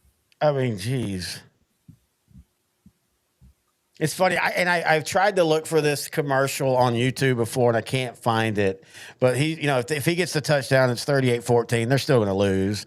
And It reminds me of this commercial. It was a Pizza Hut commercial, I think. And it was basically these guys telling the story about the time this one guy, he finally got to kick a field goal. They were losing. He kicks the field goal. He barely makes it.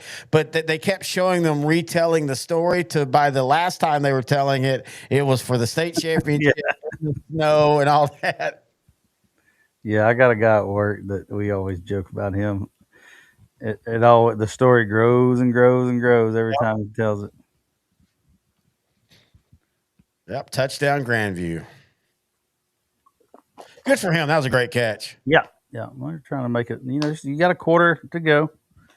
But I was about to say, watch the throw. I thought he had done one of his, what the hell throws, and it dropped beautifully in. It looked like it came off to the side a little bit, but oh, there's Dane Jensen's mama. There's Briggs Jensen's mom. Close up. So where did Dane go to college? Well, I think he went down to Lamar for a while. Mm-hmm. Then he went to junior college, I believe, at Navarro, and did well. Did well as a quarterback. I think it was Navarro or Trinity Valley, one of those two. Yeah. Started for a year or two and did well. And I don't think he ever got something that, an offer that he really liked. Yeah. Might have been some other stuff, but he married a Whitney girl, and I think he just said, you know what, I'm just going to finish my degree and go coach. And that's what he's doing. Married the enemy. Wow. Yeah. Oh, they have dated for a long time. Even when he was playing, he was dating the enemy back in the day. That's That's the thing people don't understand. I always talk about, like, I'm from a blood rival, considered one of the best rivalries, or traditionally Longview Marshall. We hate each other on the field, but then we all played baseball, dated. It's weird how. And Coach Carney's talking about with Lindsay, that's all cousins and even brothers and half brothers playing each other, and they hate each other on the field. And then after the game, they're going to spend the night with each other. Yeah. Oh, back in the 2018, 2019 season, Whitney kids and Grandview kids, they'd go work out together. They would all, meet up on whatever during summer or whatever. And, Kobe Tanner and Devin and all them, they were all buddies and they all hung out and stuff. Now, I have always heard that about the Grandview Whitney rivalry. Once when Whitney had upset them, that kind of put you all on our map as far as the show. And I remember talking with a couple of the Grandview fans that listened, and they said the same thing. Like, yeah, we want to beat each other, but yeah, this is not like we hate each other rivalry in any way. Oh, I think the kids probably get along way better than like the fans and the radio and the broadcast people. They.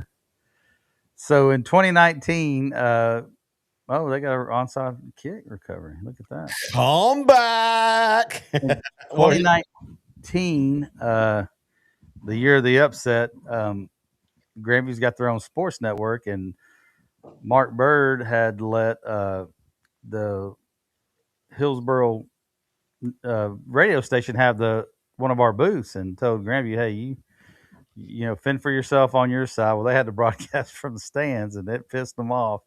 They didn't like that.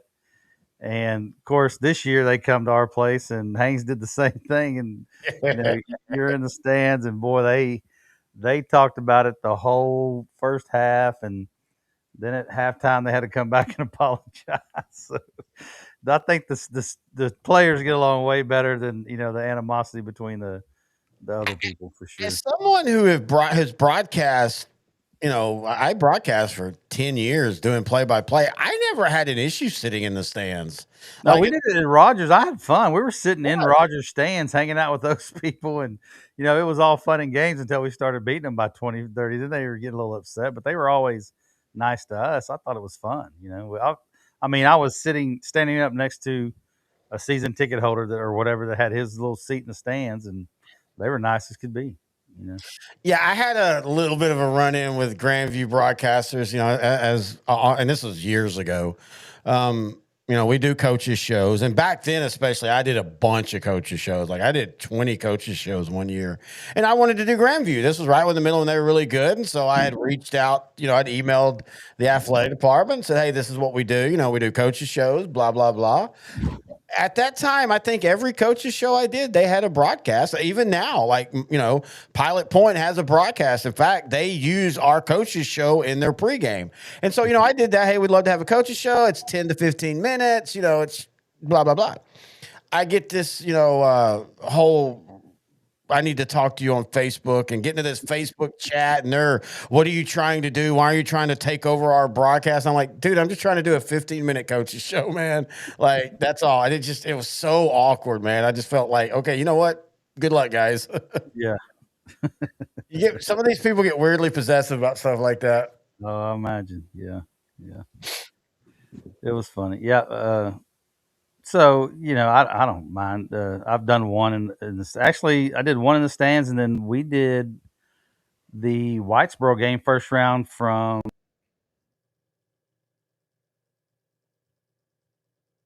Oh, you froze on me.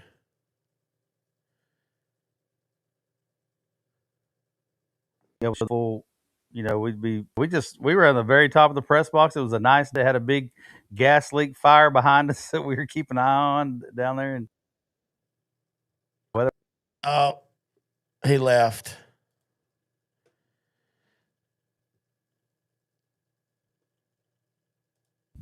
You there? Yeah, there I am.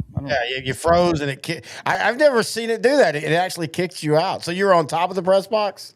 Yeah, we were on top of the press box, and where all the other cameras were, and Ryan said, "Hey, do you mind broadcasting from on top?" I'm like, "I don't care. I'll wherever, man." And so we did that, and they had a big gas leak. They were burning off, like a residential line was behind us. So about a block down the road, there was fire trucks everywhere and a big flame shooting up in the air that we got a first row seat too. So I liked it. It was fun. The weather was nice, and I like to stand up and broadcast, so you can kind of pace the floor and all that stuff. So I've done football games from the back of a truck. When I used to do baseball games and softball games, I actually preferred to be in center field because I could see everything. I could see the pitches better. I could see the break and things like that. 'Cause, when you're sitting behind home plate, unless you're directly behind, if you're up, the break of the ball can be kind of hard to follow. But yeah, I've always preferred to broadcast kind of in my own. The thing I hate the worst is when I have to broadcast in a press box in a room where other people that I don't know are sitting there with me, or broadcasting in a room where other people are broadcasting. That's weird too. yeah, we were pretty lucky. Like Farrington Field, we had that very north side of the home press box and enough room for Ryan and our producer, and I had to go up 2 steps around to the side, and I was up there, which I don't mind. We have long cords, and then Mahey is a cool press box. Of course, that's on the visitor side. All their stuff's over there. It's Yeah. an old school press box, and we actually had 2 little offices, and he was in one, and it ran the cord through the other one, and I was in the other. These little bitty rooms up there. So, yeah, I've enjoyed all of them that I've been to. Everybody's always been nice and want to help you out any way they can. So 11:30 left. I mean, we were joking, but if you could score here, you do at least start making things a little bit interesting. Mm-hmm. Dominguez shaking up on that play. Yeah, I'm really interested to see how 43, how he progresses. Briggs, Yentz, man, I think he's going to be a special player. He's a freshman out here doing this stuff at a pretty high level. And you got the pressure on him, fair or unfair, because his brother literally he's one of those guys that will be talked about 20 years from now. Yeah, he was a unicorn. You just didn't see 2 years in a row getting the defensive and offensive MVP at an 11-man at state was just really unheard of. Pretty close to making it getting back there a third time, just couldn't do it. What's up, Studio Dog?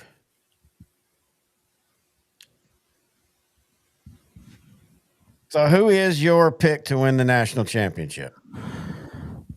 If I had to bet money, it would be between Georgia and Ohio State, I think. It doesn't it? It's funny because everybody likes to joke and talk about, and I don't know if you remember, but 2007, it was such an odd year. At one point, you had Kansas, West Virginia, Missouri, all in the top 6 and all. But at the end of the day, it was still, blue bloods that won it. That's kind of been this year. As crazy as this year has been, James Madison and all that, it still feels at the end of the day, it's going to be Georgia and Ohio State. Yeah, that's just, if I had to lay money on, trying to figure out who they keep showing on TV that's not Ryan Ebner that they think is Ryan Ebner.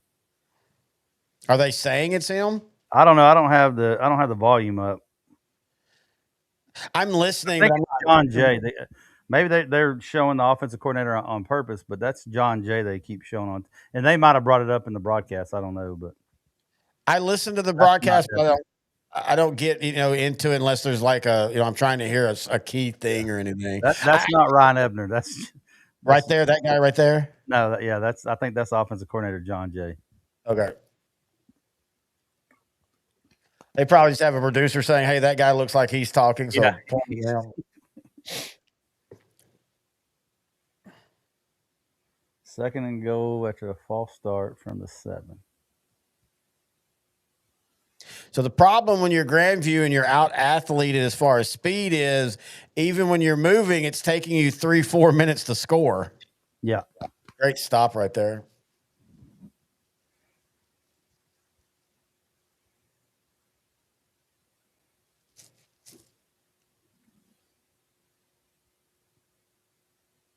You get to the 5, maybe. Yeah. Third and go. Obviously, I'm going to go ahead and say this. We're in 4-down territory here. Yeah, but you kick a field goal. It's a 20-point game. Yeah. True. But I agree with the time. If this was the third quarter, I think you could say, okay, let's kick the field goal. We'll make it a 20. It's a 3-possession game. But with only 8 minutes left, you got to kick. You got to get 7 every time. You might even need to get 8.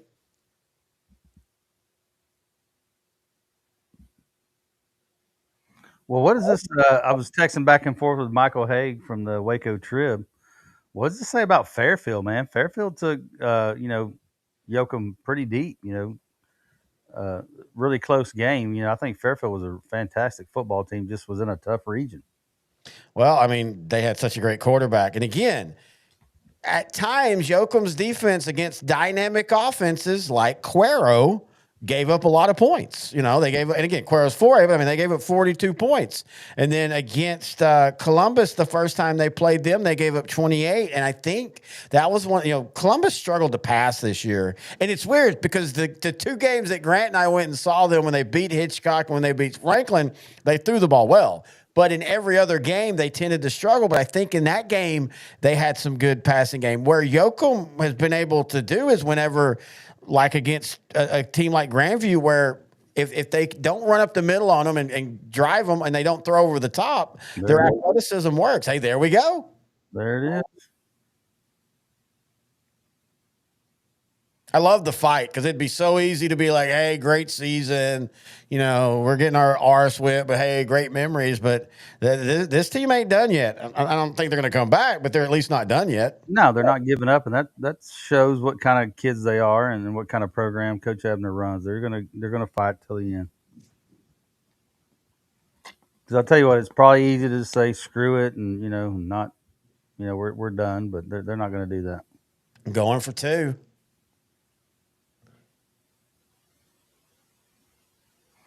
Another snap, another bobble. Goodness gracious.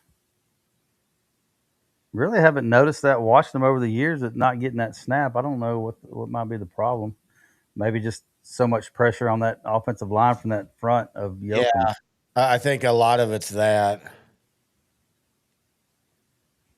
Yeah, they do keep showing that dude that you say is not Ebner. Yeah. I believe that's the offensive coordinator, John Jay. He's getting plenty of TV time today.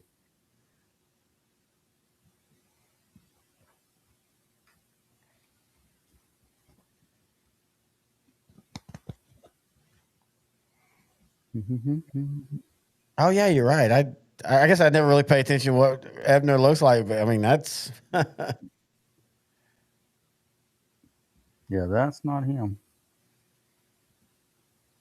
Well, I don't have the volume on, but I kept looking up and seeing that guy, and I'm like, I don't think that's Ebner. Let me Google real quick. I think we're friends on Facebook, so I found him. I'm like, yeah, that's not him. Well, and a lot of times, everyone, I mean, they will sometimes, whenever you see a guy on the sideline, the broadcasters will point to it. But a lot of time, that's just filler camera work. The producer's like, hey, shoot them. And the broadcast crew's not even paying attention to where the camera's at until it's, on the field. Yeah. Because they haven't really said anything that I've heard that, like, there's Coach Ebner or anything like that.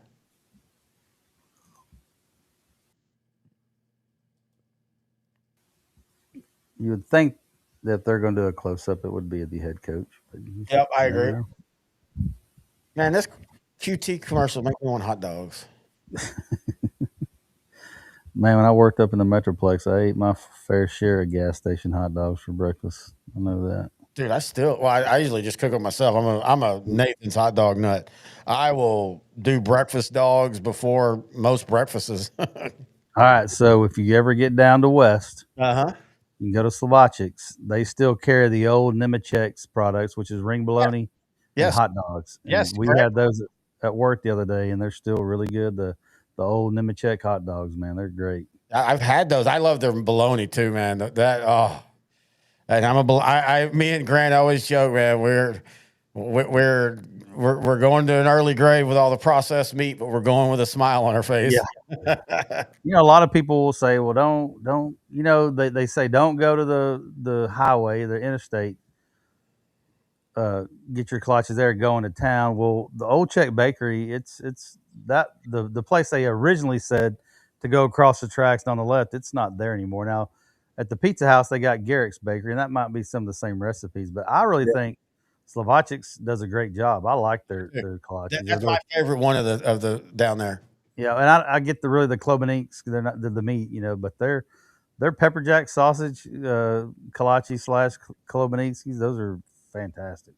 We'll have people bring them up to the power plant all the time, and they are really good. And then the place at Madisonville, can't think of that place, but they've got. The more we go there, the more we end up always buying, and I don't think I've ever been. I've been through Madisonville, but I've never stopped at a kolache place. What is that place? Well, no, not kolaches. I mean, just more sausages and. Oh, okay, yeah. Well, if I go to Check Stop, the pepperoni rolls are just fantastic. That's my favorite thing there, man. Those things are so good. I could eat 4 of them. They're fantastic. Well, I tell you what, they almost got that one, but a good job by Barnett for. Yeah, that was close. He showed his athleticism and went up there and got it. He went way up. Yep, kind of got it on the way down, but they do a good job on kicking an onside kick to get that bounce. It was there for the taking, just wasn't right there.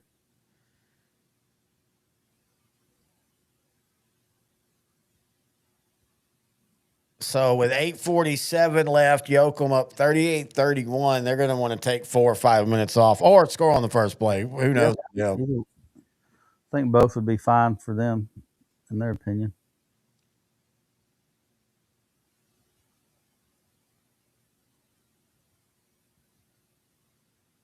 Where are they? Let me see. What are they up to? I always forget that when I scroll on this one, it shows on the screen. They are up to. They've actually give Grandview credit. They've actually done a better job in the second half. It's only 381 total yards now. I mean, it was almost 300 in the first half alone. What website or what are those stats on? I've never seen that before. What if is you that? go to the UIL, here I'll send you the link. Is it kind of like a Max Preps deal or something? I think they work with it, but this is the UIL's official site. Okay. Hang on. And before every game, they have a scoreboard. Okay, I didn't even know that. Hang on, let me. Send it to myself and then send it to you on the phone. Producing in real world time. All right, so let me grab it.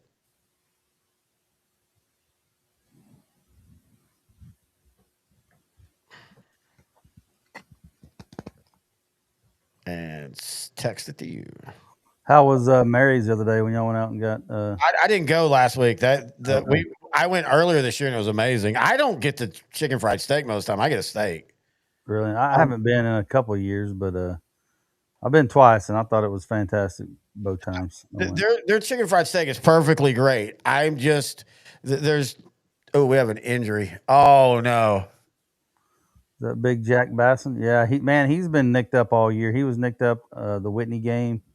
Yeah, I think he was down a couple of times, but he came back. But I hope this is just a cramp. I think it might just be a cramp. Yeah, that's good. I thought at first his leg was bent the wrong way, but I realize now it's just tightened up because it's a cramp. So there's in Texas, there's 2 different types of chicken fried steak. West Texas, it's done in the pan. Deep Texas, it's more of a deep fry. I'm, growing up in East Texas, I'm obviously more into the deep fry. So, and Mary's chicken fried steak is perfectly great. I just like their ribeyes better. Yeah, I'm a pan fry guy, and heck, I'll do brown gravy too. I love a pan fry with brown gravy. I love brown gravy too. I white gravy, brown gravy, blue gravy, green gravy. I just love gravy, and I don't hate pan fried chicken fried steak. Do not get me wrong; it's still delicious. I just prefer the deep fry. And I think, we might have talked about it one other time when I was on with you, or you were on with us in Springtown. Howes. Oh yeah, they do a pan fry. I believe they called it like a back in the day. I don't know what they. Hell, I don't even know if they're still open, but you would get a double pan fry, and that stuff at 2:00 in the morning, it was fantastic. Oh man, there's that's the one thing as we get older, man. The later the food to eat, the more miserable I feel the next day. Yeah, absolutely. Yeah, it's still open. How's Western Cafe? Yeah, we used to had some buddies in the Boyd area. Actually, Robbie Cartwright used to played for Tech, a good quarterback. Yeah. I grew up with one of his friends, so we'd go hang out in Boyd and go to Hal's late at night. Boy, man, Springtown, Boyd. I've told you before, Springtown and Kilgore, Boyd. Those are those towns, man. They don't fight because they hate each other. They fight because they just want to fight. Yeah. Oh, I can still remember to this day. I had broadcast a baseball tournament or something, and this wasn't high school. This was like youth league, and somebody pays was a regional thing, and it was Springtown. And the second baseman and the first baseman were both going for a fly ball down the line, and they kind of collided, and the ball fell. Second baseman gets up and just knocks the fire out of the first baseman, and then helps him up. I was like, I don't know if I love this town or I'm afraid of this town now. Yeah. That's funny. Well, let's see. Got to stop. I don't. They go for it here. Fourth and 2. I mean, unless you just want to let your, like I said, they have a decent kicker. Let him try a field goal. Get to have that memory of kicking a long field goal. He's already made one. Yeah, that would be cool. This is cool though for Bo Robinson. He's been at Yoakum a long time now. And, Yoakum has always been a competitive school, but as we said, they've, made it to state and then got beat. And then they've always I always call it region lock. They just couldn't get it out of their own region. This year they do. And, I always like when a school finally gets their first state championship. Yeah. I bet it's a really cool feeling. Oh, you'll get there one day, brother. I don't know.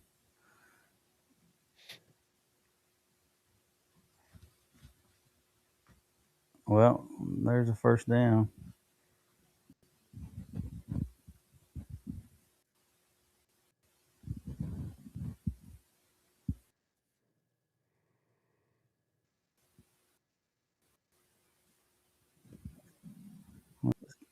Probably going to ice on him. Oh, yeah. Yeah, I wish it was a little bit more competitive, but hats off to Grandview for, they scored 14 second half points. Oh, yeah. I mean, and they never gave up, and, just a great season for them again. I don't think anybody had this matchup in general, but no. Grandview, I mean, being young and being here, that speaks well for the program. When you think you're not, I don't want to say people thought this was a down year for Grandview, but I think people thought this was a step back year, and yet you're in the state championship game. That tells you where you're at as a program. Yeah, I kind of, I don't know if they've really made it out of the area round in a while, but I thought a third round, region semifinal was kind of their ceiling, and I was wrong for sure. But we also knew that region 2 was pretty much wide open. Oh yeah.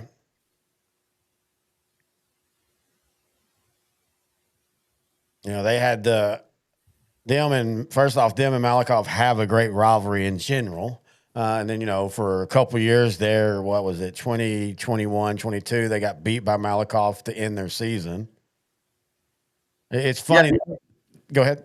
Yeah, and that region 2, going back to it, the first couple, week 2, 3, and 4, really just didn't know who was going to win what, or we knew it was going to be a high scoring game, in a lot of those playoff games, because just wasn't a whole lot of defense to be had. Yeah, a lot of offense, but not a whole lot of defense.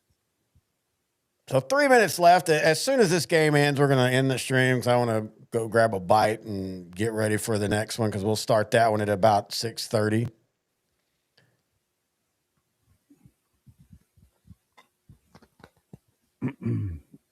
So Barnett, I'm assuming will be, I guess him or Morales will be the offensive player of the game. And I think that sophomore defensive tackle for Yoakum might be the defensive player. That dude is balling today. Yeah, I think Xavier Barnett has played. Golly, every time you look up, he's running down the field. Did you get that link I sent you? That's the state. That's where I get the stats from. Yeah, I got it. Appreciate it. Oh yeah, Barnett's one touchdown away from tying it. So if he gets this, he'll win it anyway. But he'll definitely win it if he gets in. But in saying that, again, Morales 20 carries, 197 yards, dude. Yeah, he's been pretty salty. It's a 2-minute warning. Any Yoakum fan, when did they start putting the Bulldog thing? They used to be known for just their helmet being a big Y. Like the Y almost was oversized on the helmet. I like this look too, but I do love that look where it was just so big it almost didn't fit the helmet. Yeah, I like that look. It looks pretty cool. Let's see. Where am I get to these live stats at? Here we go. Yeah, never knew this. Never knew you could do this. That's pretty So sweet. this is what they use if you go to the state championship stadium. You get quarter stats, like they print out stats at the quarter and at the half. This is what they use. And you were talking about max preps. My issue with max preps, and it's not the website. It's if the UIL is going to partner with max preps, then they need to do a better job of leaning on these schools to submit their stats to max preps. Yeah, because a lot of them do not do that. No, they don't, or if they do, they're half off. You'll get, we'll be saying something about, well, this kid did this, this, and this, and then we'll get these. Well, that kid doesn't even play, or he's not. That's not him. And it's like, well, okay, well, we're going off of what the official UIL stat site says. So, help us out here, coaches. Yeah.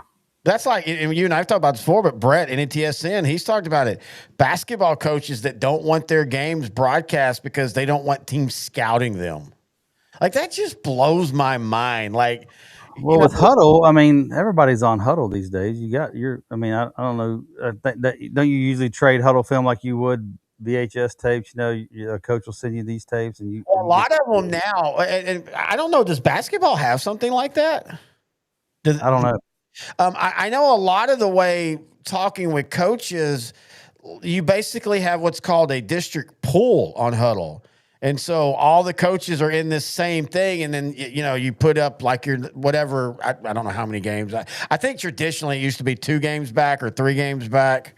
That's why you used to see back in the day, if a team had clinched early, like if they clinched week 7 or week 8 and still had 2 more games, they'd get really generic in 9 and 10 because that's what you would show your first couple of playoff teams, But I just, like, in today's world, man, you said it about social media. You've got to promote yourself, not just for you, but for your program as well. Yeah. Because I don't guess you have to, but it's really good to do it. I like doing it for the kids, When we first started doing the podcast, I went over all the whole offensive line because I wanted to say those kids' names because they don't ever, their names aren't in the paper. They don't say, oh, so-and-so had a great block. So I like doing that just for kids to hear their name. We had a little radio show when I was in high school, and we'd all huddle around the coach's show to see if, he talked about you or whatever. So pretty self. We weren't good at football, so it didn't matter. We could be selfish and want to hear our name and not really worry about anything else. Well, the scoreboard's ahead, so we do know Xavier Barnett has tied the state rushing record for 3A. Yeah, there he goes. You see what they do with that 60? They put him almost as a slot receiver, which you can do, by the way. They almost put him as a slot receiver and then have him come across the play like a pulling guard, but from the outside, which is brilliant because that really messes with the defensive lineman's assignment of what gaps they have to go through when you have a puller. The late Trayon Smith, Cameron Yo, man. Yeah, that was sad the way that happened. He said it is Yoakum's first state championship. That ought to do it, for sure. Yeah, minute 56. We're just playing out the string now. See 60 come across the. Look at that. Yeah, that's pretty neat. I like that design. Come back and just kick that, and got a great block on Big Jack Bass in there too, number 54. Yeah, there's probably gonna be a couple of coaches that's gonna put that in their playbook. One thing about Grandview, not to dogpile them while they're down, just not a whole lot of great places to eat there. You're not kidding. They got the I've never been to it, but I think they got an R&K cafe. I've been to that one in Hillsboro, but they got a Jack in the Box out on the interstate, and I don't know. I've eaten at that. Yeah. I've Well, eaten at that. about 10 or 12 years ago, they used to have like a concert series downtown. And I went and saw Charlie Robinson there and some other people, and I thought that was pretty cool. But we would never eat in Grandview because there was nowhere to eat. So we'd eat in Hillsboro and then go watch the concert. And I don't guess they have those anymore. I haven't seen anything about them, but it's pretty cool. I went to two. I forgot who the other one was, but I thought it was a neat deal. We there for a couple of years. We went and saw Grandview Malakoff. When they were in Malakoff and then in Grandview, and yeah, we ate at Hillsboro, Grandview. Malakoff had this nice little Mexican restaurant. I mean, it wasn't world beating, but it was solid. Is it on the left when you're going into town? Yep. Yeah, I remember. Really good queso. Again, yeah, we had them in district for a couple of years, and it's always a long drive from Whitney to Malakoff.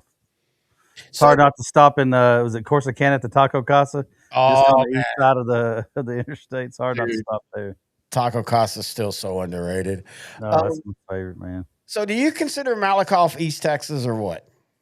Well, I consider them Central Texas. Nah, I don't know. I don't have enough skin in the game. I think anything east of 45 to me is kind of east. I don't know if it's deep East Texas, but for us, we feel like we're going to East Texas when you get out that way. Yeah, because Matt Diggs, he's a real big purveyor of their Dallas, not East Texas. First off, East Texas isn't like West Texas. Like West Texas is West Texas. You've got the Panhandle, and then you've got West Texas. East Texas, there's Northeast Texas, there's Southeast Texas, there's the Golden Triangle that's East Texas. I mean, technically Houston is East Texas, but nobody ever says Houston's East Texas. Malakoff, to me, they're in that more like what I call that. The Huntsville area. I know they're not, but you know what I mean? Like they're just kind of in the middle with no name. In fact, our sponsor of our Kevin's Numbers, Alltex Welding, we did a show during the season where we were covering Yoakum, Columbus, that area, and we couldn't really name it. Like you didn't have a region name because that area doesn't really have a name. Yeah, it kind of reminds me of like Hamilton County and all that stuff. That's on the outskirts of Central Texas, not really West Texas. It's not really the hill country. They want not really North a lot of Texas. people want to say they're the hill country, but I think that starts a little further south down there. But it's beautiful. I love that area. There's, around Clifton and Meridian, there's, I consider them mountains. There's big hills and all that stuff. Oh yeah. I remember when he was a couple of years ago when he was talking about that, and I commented on one of his deals that, the Central Texas podcast, we'll claim them as Central Texas. So, yeah, I've seen him, talk about that on X or Twitter. He gets territorial about the weirdest stuff. That's why I love him, dude. That Matt Diggs, if you don't know, man, he's been writing about Texas high school football forever. Him and Matt Stepp and I, we kind of started around the same time, and I've had his show with both of them. I had a show with Matt Diggs for a couple of years. In fact, 2 years ago, he did because he's a DFW guy. He's a Plano East guy. He covers 6A and 5A, but he loves small ball. And so we had a show called Small Ball with Diggsy. And some of his things are so interesting. Like, I have never met a guy that gets so into the pick'em contest. I mean, you would think that like he's winning money.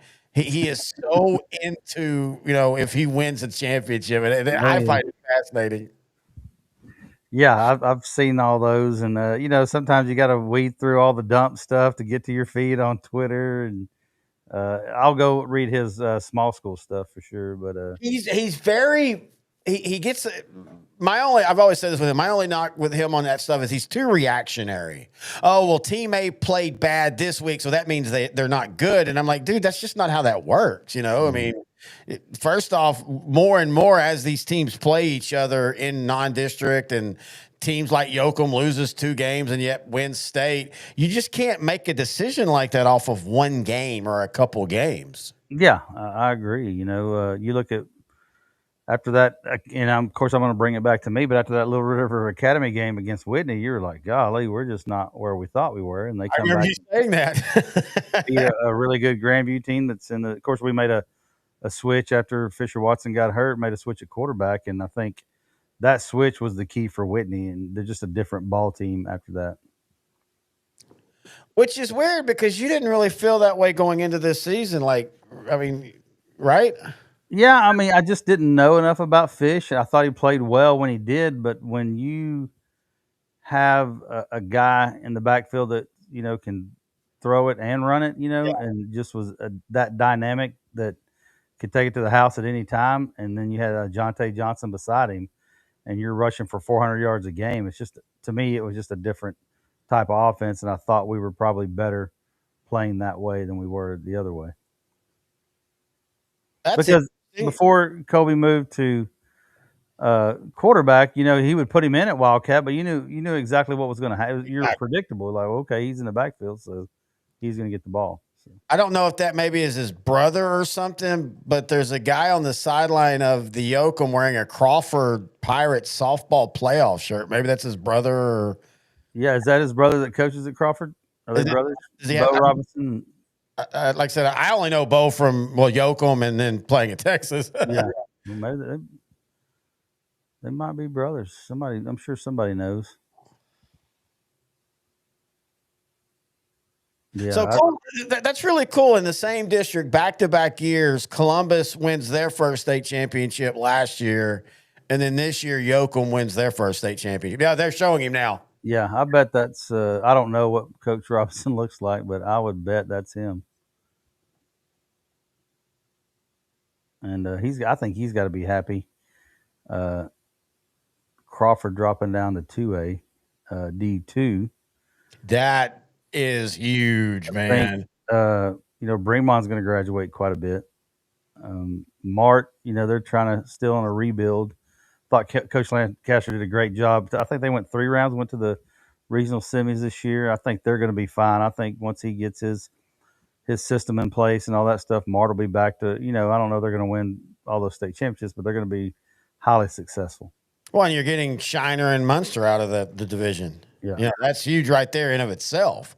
And you know, and I think Mart's going to be back a lot quicker than people think. I think, you know, I think that's one of those is we're about great catch. Yep. Look at another good catch. 3 touchdowns in the game. Yeah.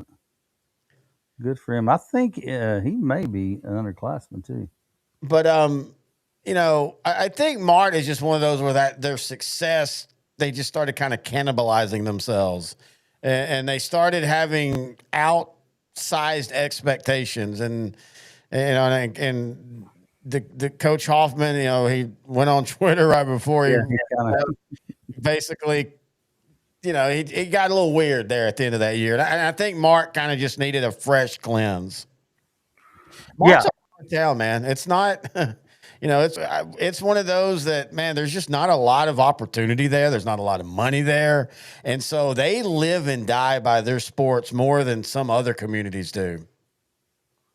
Yeah, they do. And, you know, they're really only successful at football. I don't know that they're a juggernaut basketball or baseball town. I think they're pretty solid in track, aren't they? Yeah, I bet track they're pretty good. But, yeah, you know, I got to, you know, talking to people when that job opened up, I know of 2 people that withdrew their name because they really wanted to keep the staff as it was and just bring in a head guy and didn't want anybody to bring in their own coaches. I know one coach for sure that said, "Nah, I'm not doing that." You know, I heard that from a couple of other coaches that kind of, in fact, Coach X kind of poked around looking at the job and stuff, and he's like, "Yeah, they want to keep everything the same." And it's funny because I can't remember who told me this now. A coach told me when he took a job that, you know, you want hometown guys as your coaches, and you look at like Franklin and how successful they are. But the problem is when a new guy comes in and he's expected to keep those same hometown coaches, it's very rare that works. In my opinion, it's the same thing when you hire. It's the Jerry Jones thing where, hey, we're gonna keep our defensive coordinator and then hire a head coach. That is dumb to me. A head coach needs to stand with his staff, and that doesn't mean he can't interview and hire those guys back. But if you're gonna hire a guy to run your program, you need to let him run your program. Yeah, and exactly. If you're going to reassign a guy and you're going to bring in somebody new, like nobody. I mean, I'm sure there's Coach Lancaster had his reasons, and who knows, he may end up getting some of his guys. But yeah, you want that's one thing I think some boards look at or superintendents look at is, if I hire this guy, who are you bringing with you? Are you bringing a couple of coaches? Are you going to fill some of these openings? Dude, it's talking with coaches and I coach, but the guy I coached with, I knew him. It was a private school. I had wanted to scratch that itch because when I first went back to college, that's what I wanted to do was coach and teach. And I wanted to scratch that itch. So I didn't have a formal interview. I was just like, hey, Paul, you need a guy on staff? Yeah, come on, let's go. I met with the principal and again, private school's a little different, but I met with the people to make sure that, I wasn't like, smoking weed on the field and all that. And what my money, my salary would be and stuff. But talking with coaches who do the interview process, they talk about like coaches that have done it for a long time, like how different it is now. It used to be a lot of the interviews, you just kind of went in and shot the shit with the whoever was talking to you, talk a little football. You probably already knew them. Now, man, you've got to bring a portfolio and you've got to be like, this is what I'm going to do. This is how we're going to do this. I've got to tell you the whole structure of what we're going to do. And then you decide to hire me. Yeah. And bringing in PowerPoint presentations and I've heard all that stuff. You just don't go in and say, here's my resume, let's talk about it. No, it can be a big production. I talked to Coach Mike McEachern, who was the AD, head football coach AD at Huff and Hargrave. He went to Pflugerville. Now he's at Cypress, I think, the third largest school district in Texas. He said he interviewed at Hutto one time, and they had a 32-member committee that he had to interview in front of. 32 people. I was just about to say there are now firms that's all they do. They make millions of dollars, probably overpaid, but that's literally what they do is they talk. Yeah, I think that's his brother.